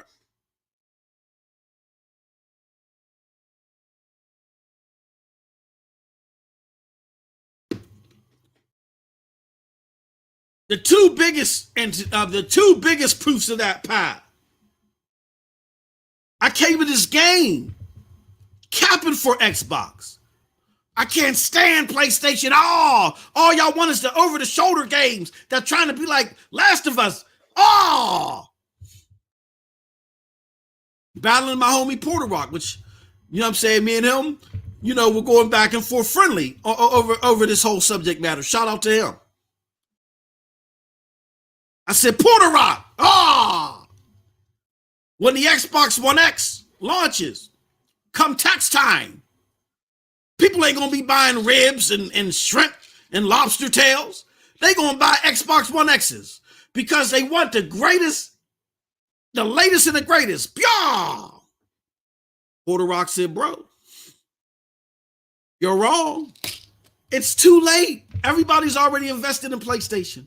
Unless Xbox has a compelling library that makes people want to dump their PlayStation library and dump all their friends, you can forget it. And guess what? The Xbox didn't launch with a compelling lineup. They had the same games that were on PlayStation that people wanted to play, and they played slightly better on the Xbox One X. That wasn't enough for people to dump their PlayStation 4 and go spend another $500 on an Xbox, especially when their friends weren't doing it. So after seeing a couple of things that Porter Rock said, yeah, see, this is why, because Phil is only trying to do this, and real Phil is, and when I saw that come to fruition, I backed up and said, yo, my homie's right. Let me back up a little bit, right? Same thing with this Stadia thing. I was under the wrong impression that Stadia was trying to move to the main stage well before they ever were. I hadn't yet seen this from Jack Buser. I got caught up in the hype. Shout out to the homie 6'4". The homie 6'4" said, no, man. This is a marathon, not a sprint for him. He was breaking it down. We was ignoring him. Until that one connect, I think it was July, where a lot of us felt like it was weak sauce and it was going to be the death knell for Stadia. And it ended up being one of the most highly praised connects from the platform at that time. And I couldn't believe it. And once I saw that, just like when I saw what happened with Porter Rock, it hit me, boom. 6'4" saw something that we didn't see. And then once I pivoted to that school of thought, it's all started to gel and make sense to me. So on this platform, it's not about me saying, that's me shaking my old man pill. That's not me. It's not about me being stubborn or not understanding. Look, I follow the facts and I have patience like gold. When I told people, look, Xbox is looking to do A, B, and C, and they're not going to compete any better, at least at launch, than they did last gen. You may not see them really compete until 2023. If that lineup that is spearheaded by Bethesda is that strong, if it isn't too late for the console gamer, like if because the rule of thumb is that was proven by Seamus Blackley, the first console platform that gets to 10 million wins the generation. They win the generation because they win it in software. That's what determines who the winner is who wins in software while the generation is active. Once the generation is no longer the active generation, if you sell more software after that, it don't matter. You get a lot of people that say, oh, the PlayStation 3 ended up winning anyway. PlayStation 3 wasn't the moneymaker anymore. It began the PlayStation 4. And the PlayStation 4 won handily. That's like if the Xbox One 2 years from now end up selling more consoles and software than the PlayStation 4, it doesn't even matter. It's over. The real meat and potatoes, all the R&D and all the real development costs are going into the Xbox Series and the PlayStation 5s. But Seamus Blackley, one of the originators of the OG Xbox, said the first console to 10 million wins. So Xbox selling 2.9 million at the beginning of that generation, they were millions behind what they wanted to be, where they wanted to be. Millions, not hundreds of thousands, millions behind. And look where they're at now. Even in their worst year as far as critical acclaim, they had 2/3 of the revenue that Sony had in its best year in 24 years. Regardless of what I think about Xbox, they're solidified. But look at the bumpy road that they went through. They weren't hundreds of thousands off. They were millions off. And you're trying to tell me you're expecting me to lose my ish over a few 100,000 projections. Man, if you don't get your janky behind out of here, sorry, man. Sorry, Jason. You tried to prop this up a little bit higher than what it was. None of your reporting was misleading. I just think that in your cascading of this, you're trying to prop this up higher than what it is. Because look, you got to think about it. We used to hear a lot more from Jason when he was at Kotaku. Now, this is my conjecture. I'm going to be honest. This is conjecture. This is my thoughts. But normally, I'm right about this stuff. You know what I'm saying? I'm not trying to patent, but I find myself because I think this stuff through, and just things just start to like click. And a lot of times, not all the time, but a lot of times I'm right about this stuff. Here's what I think is going on. Jason leaves Kotaku because of the unstable state that Kotaku was in because of missing revenue or whatever the case may be. Right? Because of missing revenue or the issues that they've had with their major publisher or owner or whatever. And then he was offered more money at Bloomberg. I know I don't know, but I'm pretty sure he was offered a lot of money to go to Bloomberg. Kotaku, missing their main attraction, be lost in the sauce, and now they're trying to run on the Stadia. Kotaku's successful. Jason sees it. Jason says, you know what? They may be good over there at Kotaku. Maybe I showed a few people some things, but they ain't Jason Schreier good. I'm going to find the real goods on Stadia. Here we go. Hold my beer. And he goes and he looks and he dives and he dwells. Shout out to my good brother, Daryl Smock Jr., man. Love you, good brother. Thank you so much. I love you for your support. He says, Stadia is here with the 50p. Shout out to Daryl. He said, Stadia is here to stay, period. That's where I'm at. Hey, brother, me and you, we at the same club. Jamming. Jamming. We at the same club. Jamming. Shout out to my brother, Daryl Smock, man. Love you as always, man. Thank you for your support. And like I said, Daryl Smock was doing his thing out there on Twitter. He did it right. He was operating with a scalpel. He didn't throw your brother on the bus and have me blocked. No, shout out to my good brother, Daryl Smock, man. Love you, man. Appreciate you. But again, Jason was like, yo, I'm going to fight like this. There's got to be something flaky going on here at Stadia. So let me dig my heels in and see what I can find, right? So he goes and he looks, and this is the most he could come up with. He was looking, he saw the tweets just like you and I saw when Jade Raymond was retweeting WCCF Tech's tweets and was like, yo, Stadia's looking to get out of gaming, right? He saw that. He saw when Jade Raymond retweeted Kotaku's thing. You think he was talking to Jade Raymond? I'm going to surmise I think he was. I'm just going to say I'm surmising I think he was. So he's talking to multiple people, figuring out who is jaded, who's disgruntled, for lack of a better term, no pun intended, who's jaded. And he comes across some few people. He talks to them. He does research. And then he looks at and he probably pitches this to Bloomberg. And he says, look,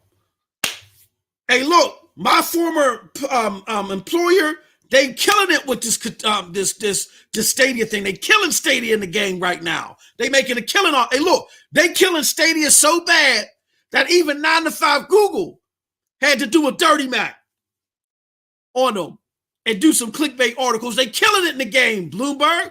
Hey, look, why don't y'all give me the ability, give me whatever I need to do this investigative story, and what we'll do is to help us win money, or not win money, but to help increase our profits, we're going to put this behind our paywall.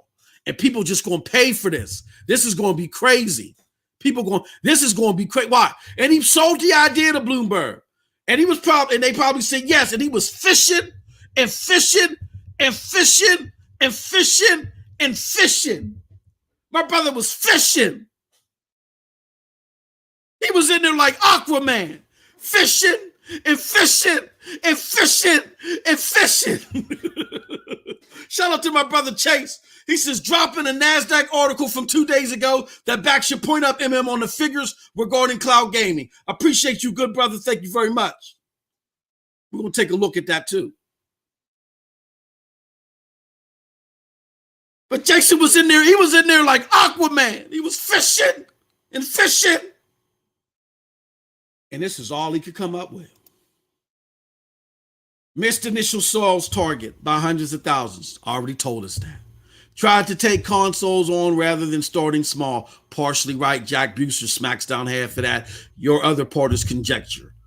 To bring in games like Red Dead Redemption, Google spent astronomical sums of money. But that's already been reported. You got beat to the punch by Cloudy with a chance of games, good brother. They already beat your ass to the punch, baby. Barry Jackson had already beat you to the punch.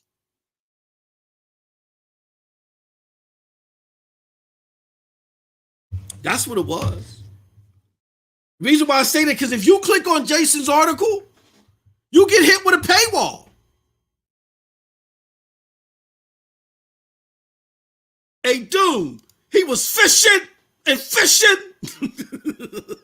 You get hit with a paywall. You got to pay. I was able to read it by copying what I could and putting, working some magic. And I was able to read the article that way. Let me get my brother Chase's link out here. Oh, cloud computing is changing the world of games and gaming. I understand. You got to get the cookies. On demand, streaming anywhere, anytime. These words define the world of music and movies today. Technologies like cloud computing make these concepts possible. Another entertainment sector, which is fast evolving into adapting the same concept, are video games. Sometimes we're referred to as Netflix of games. So what is cloud gaming? Okay, I like this article. Gaming and some projections. While cloud gaming is currently a minuscule part of the gaming industry, its scope could be huge. Today's gaming engages around today video gaming engages around 2.8 billion globally, and this number is expected to exceed 3 billion by 2023. Over the time, the number of gamers and the amount of time spent in watching video games has increased. So it says, according to the estimate, the global market is expected to reach around 256 by 20. I'm off a little bit. I said 270. It's around 260. See, MM2K don't be capping. According to another estimate, the global market is expected to reach a value of 256 billion by 2025. It is estimated that cloud gaming revenues will exceed 1 billion by 2021. The global cloud gaming market size is projected to reach 7 billion by 2027. Okay, so this one is a little bit different. There's another article I saw where they said 8 billion by 2025, which is expanding its CAGR over the period of 2020 to 2027. I'm not out here capping, y'all. This is an industry that, again, isn't the most lucrative, but entities realize how long it takes to get embedded here or get embroiled here. So you can't just say, all right, look, we want to have a cloud gaming platform that's going to launch next year. It don't work like that. It's different from Daddy device gaming. You got to be able to come up with the technology, do the research, the R&D to fine tune it. And even when you go live, there's still more R&D because you got to you got to train your AI and machine learning to tweak the technology. So even while you're out in retail, you're still doing R&D and tweaking. More so than you do with Daddy devices. It's a different animal. It's going to start off small in 2020. It's going to start off small in 2021, and it's going to expand and get bigger in 2025 or 2023. I think you're going to start to see that CAGR go up even higher. 2023, 2024, 2025, 2026, and 2027. I think you're going to start to see that CAGR go up even higher. But you're not going to get all this. You're not going to get these drops of information like how I do for my good brother Chase, that was instrumental in learning me and educating me in this. You don't get that from Kotaku, from IGN, or even Jason. They have daddy device mindsets, and their knee-jerk reaction is to prove to you why cloud gaming is just buffoonery. To get the full picture, you can't listen to them. All right? So hopefully we made sense of that, and I thank my good brother Chase for giving us that link, man. That's some fantastic stuff. All right, so here, let me do this real quick. We're going to go through the chat. Let me know what your thoughts are on all this. I'm going to read y'all comments. Very interesting stuff, man. We're going to have some fun with this, man. Tree Kick. Shout out to Tree Kick. He says, okay, for real, are we getting good games or not? Are we getting 100 junk indie games or real games? That is my issue right now. So Tree Kick, as far as, okay, so look at it. Think about it this way. I liken this to something that Bill of Nerd Nest during the Stadia Cast show. Shout out to them. And again, another great outlet to listen to get facts about cloud gaming. Okay. Great show. Comes on every Sunday at 10 a.m. Eastern Standard Time. Check those guys out. Nerd Nest is the channel. Stadia Cast is the show. So, with that said, Bill said the problem with this within the Stadia community is everybody thinks that their specific type of games are only the important ones. For instance, when I play, I like AAA games. Like I want my Cyberpunks, I want my Outriders. That's what I want. I love games like Monster Boy or whatever. Those really tickle me fancy. But the games that really get to me are these AAA games. That's what I'm here for. All right. Being able to play these games on the fly and at 60 frames per second, preferably. That's what I'm here for. So when I see games like Shantae and the Half Bottle Genie and whatever the hell that's called, and other games like Hellpoint, which really aren't my cup of tea, coming to the platform, I can sit sour and turn my lips and say, those aren't the real games. Or I can sit there and say, it's not about just my games. If I want my games to come, there's got to be a breadth of games on this platform that are going to bring players here that are going to subsidize the games that I want. Let me give you a prime example. Tree Kick. One of my favorite developers is Obsidian. Now, Obsidian made Outer Worlds, which I don't like. I don't like that game. But Outer Worlds was successful. It gave Call of Duty a run for its money the month that it launched, from what I understand. And no game gives Call of Duty a run for its money. So it was hella successful. And now that they're out there and they got that money from Outer Worlds, a game that I really don't like, they can use that money to subsidize the experience that is really for me, which is Avowed. So y'all got to stop looking at this as a zero-sum game. Stadia is going to do whatever it has to do to bring gamers to the platform to subsidize AAA games. But they get it. What you got to get and what others got to get is there's a pandemic going, and the real money makers for these developers is PlayStation and Xbox. Stadia got to come with that bag in order to get the games over. And so because of that, Stadia said, hey, look, we got to up the bag.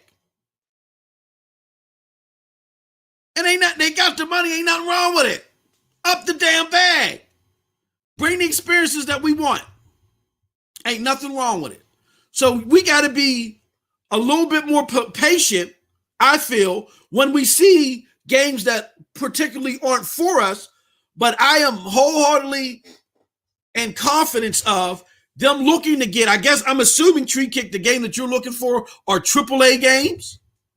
Look what they did with Outer Worlds. Outer Worlds was originally intended to come later in the year. They dropped SG and E. Then all of a sudden, Outer Worlds is now dropping day and date. I don't think that's a coincidence, if that answers your question. Shout out to the homie, and your mama knows. And now your mama knows. He said, what's going on, MMM chat? My homie Cowboy in the house. Joe Frawley says, screw oh, come on, man. I ain't gonna go that far. Screw Jade. Terrible pick to expand first party. She has no experience working with small shops. I'm not going to say screw Jade. I'm just going to say, I'll say this though. And I'll say it. It was horrible. I can understand why she's upset. I can understand why any of them were upset. You brought us out here. You fed us this hope.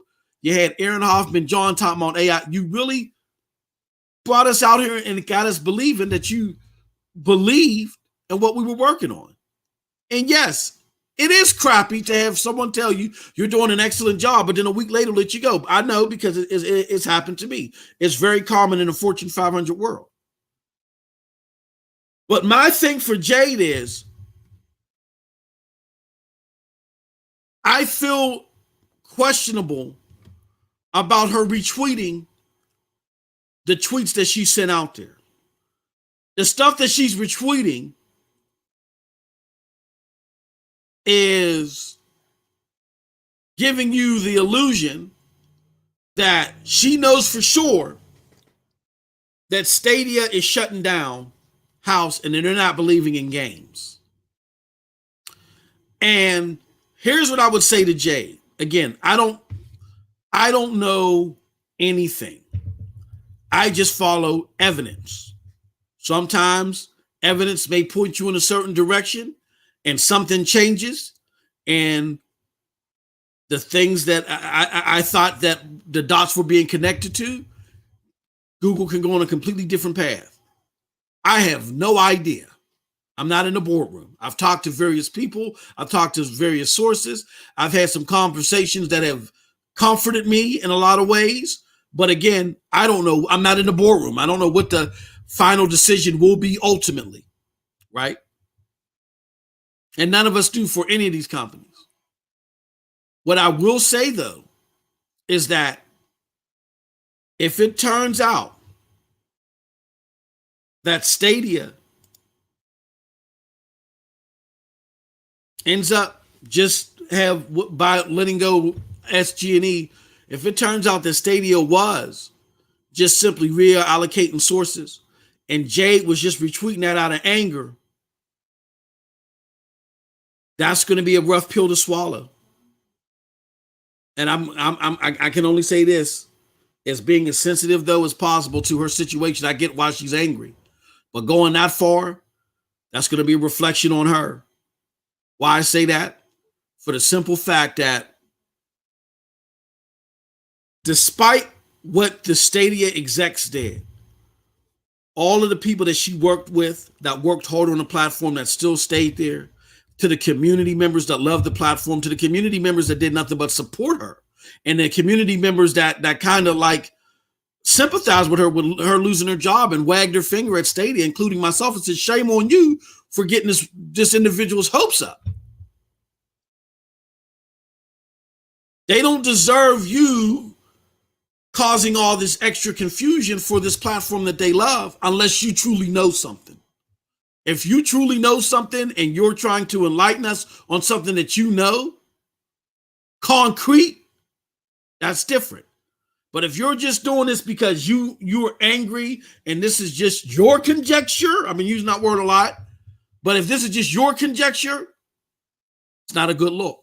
But we'll see. We'll see how this all falls in the end of the day. Let's see here. What other comments we got? Daryl Smock says, I feel like MM2K is literally projecting my thoughts, and I'm here for all for it. Hey, man, great minds think alike, man. Let me see.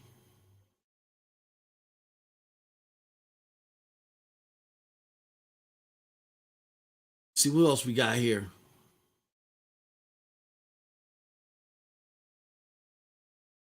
Doom Electro says, y'all did see the PC Gamer tweet regarding Pixel. Yeah, we saw that. Look, let me comment on that real quick. This again goes to the heart of the matter that I spoke of earlier when I was telling y'all, man, look, be careful. We're operating with a scalpel here. This is not, I don't want y'all taking this information and trying to beat it over people with different opinions. PC Gamer is trolling Stadia. It's trolling us. And they have time and time again shown their irresponsibility in how they've reported information regarding Stadia. They're trying to pass off opinion pieces as investigative works. We've caught them plenty of times. At some point in time, you got to say enough is enough. And that's what I'm saying now. I am personally boycotting PC Gamer. I'm done with them. As a PC gamer, as someone that loves playing games natively on my 3070 card, I'm no longer going to PC Magazine as a source of information. I'm not promoting them. There are other great entities that I can go to. Screw them. If they come first with a story, fine, whatever. I don't care. I ain't got to be the first to know any and everything. I can wait for somebody else to report on it and probably do a better job at it. So what y'all don't want to do is two things. Number one, if y'all feel the same way, again, you feel however you want to feel. You can come away from this and say MM2K. I don't think it's a big deal. I'm going to still support PC Magazine. If you like it, I love it. Whatever. That's cool.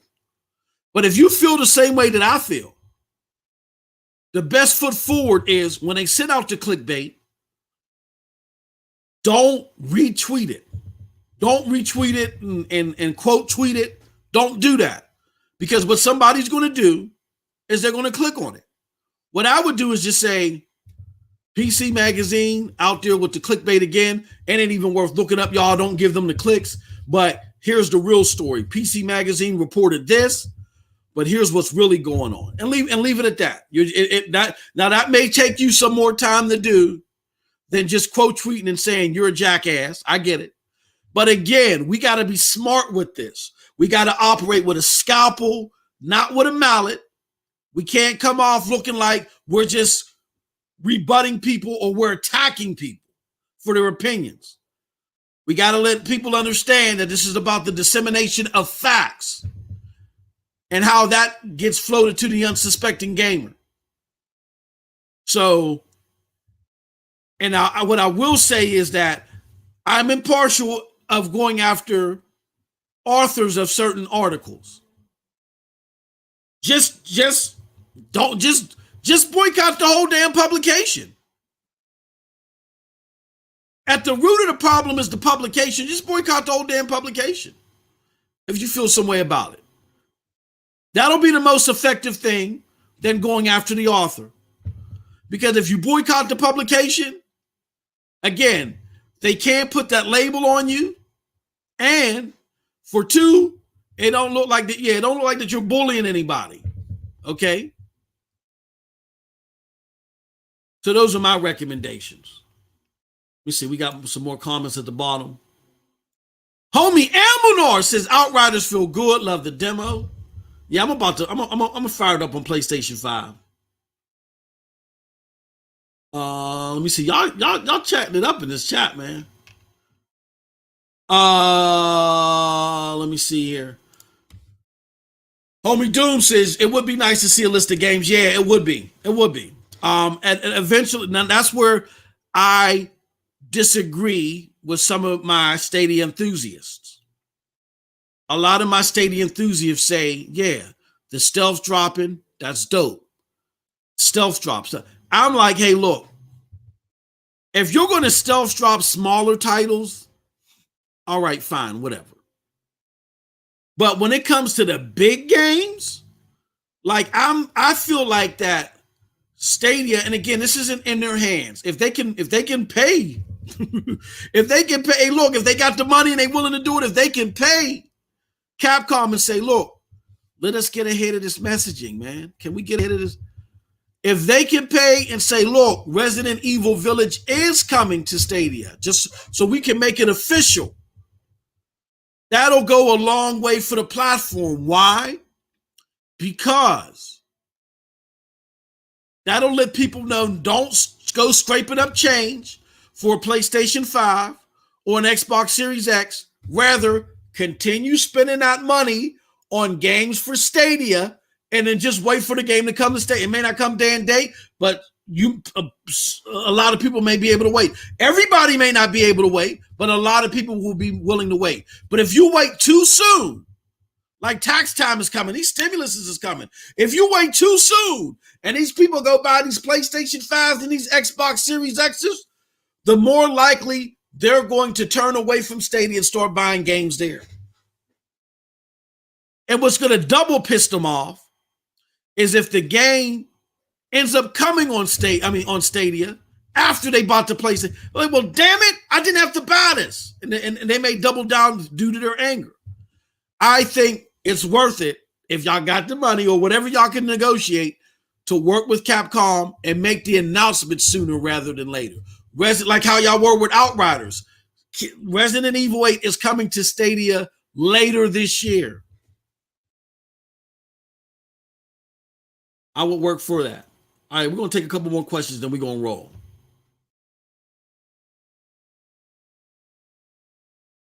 Let's see here. Go up earlier. Okay.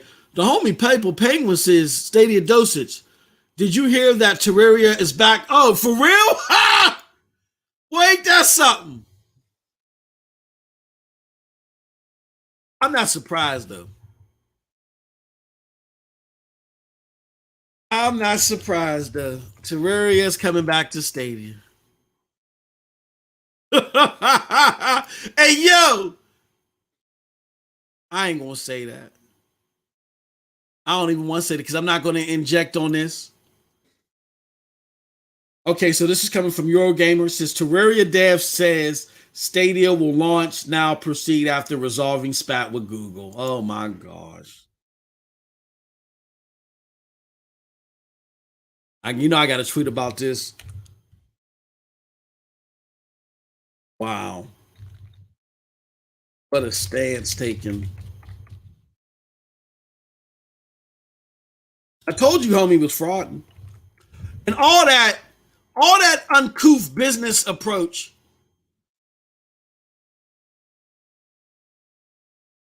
to do all that, to handle that unprofessionally. And again, I get people's anger, but I can't excuse the anger based up and say anything that you do is permissible. It's okay. It makes sense. I can't do that. Just like how I lambasted people earlier for out of their anger of Jason Schreier's article to attack Jason. I don't think he warranted that attack. There was nothing in this article that was wrong. It was in a lot of ways frivolous. I think was the term that I was looking for. I probably could have shaved like an hour off the stream and just by saying his piece was frivolous. But yeah, Terraria, hey, yo. Thanks for that, man. Thanks to that PayPal. I appreciate you for that, good brother. Okay, let's take one more from somebody who I haven't gone to.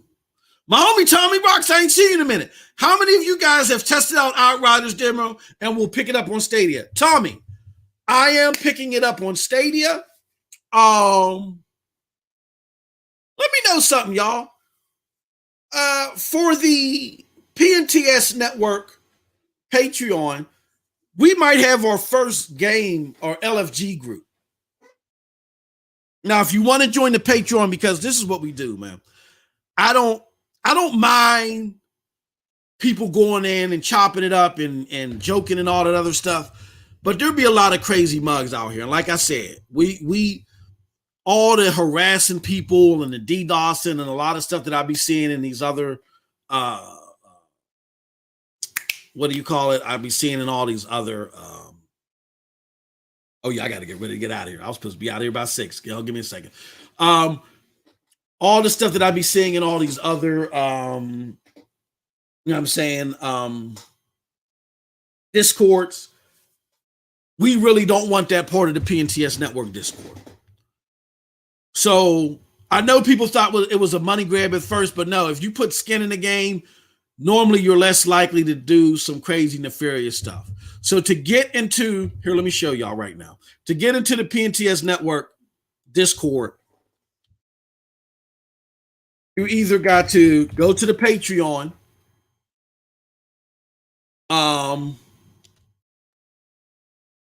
or you got to become a member. And here's the link. So here's the link for, here's the link. You got to select the level. I'm going to highly recommend, tell you all, these are just all these other levels. The only levels that really should be that you want to, that really have anything going for them as far as content is tier 1 PNTS member and tier 2 Stadia Dosage War Room. Oh, this is really outdated. We got to fix that. I got to rap to the cats and fix that. All these other war rooms, they're not active yet. And this is going to converge to our Xbox war room. That's how outdated that is. But these are the 2 war rooms. So if you want to just be a general member, fine. If you want to be part of the Stadia Dosage war room and they tell you what the perks are there, and I'm going to put the link to it right here. What we're going to do is because Outriders is going to be a game that I can see myself playing 99% of the time. So what I'm going to do right here is, if you want to be part of this Outriders LFG, join PNTS Patreon, or either do it at the tier 1 level or the tier 2 Stadia Dosage level only. And it automatically gives you access to the tier 2 Stadia Dosage War Room and special chats and all that other stuff, right? If you want to be part of that LFG when we get it started, definitely join our Patreon. Or you can join the group. And if you join our group, click on join and show. Okay. Man, hold on. It's not letting me. Oh, okay. If I do this, maybe. Okay. If you join our group, you'll get perks. Let me see if it'll show the perks. Learn more. Okay. So there's Discord perks that come. Yep, you get part of it for the $199 Dosage member package, where you get a shout out tick, you get added to our shout out ticker, and then you get access to the PNTS Discord. Tier 2, you'll get all that and some other stuff. And the short shot, you get a lot more, or you get a decent amount more. We got a lot more coming though. But if you join us, any of these tiers will give you access to the Discord. Okay. So I just want to put that out there. We're going to be doing that pretty soon. We're going to be starting this PNTS LFG for Outriders. So if you're interested, if you're not a member now, or if you're not part of the Patreon now, that's how you can get in on the goods. Okay. All right. With that said, I think we've covered enough. So I gotta go. I gotta do my husbandly duties and take care of my me man law. Gotta take care of my me man law. But definitely I wanted to take some time to reflect on what Jason Schreier had to say. I think I appreciate, and I'm happy that came out.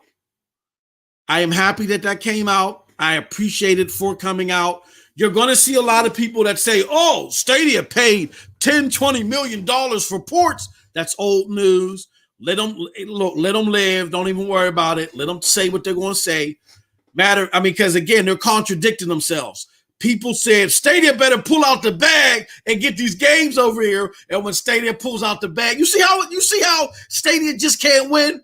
They say Stadia better pull out the bag and get these games over here. And when Stadia pulls out the bag and get the games over, then they complain about it, right?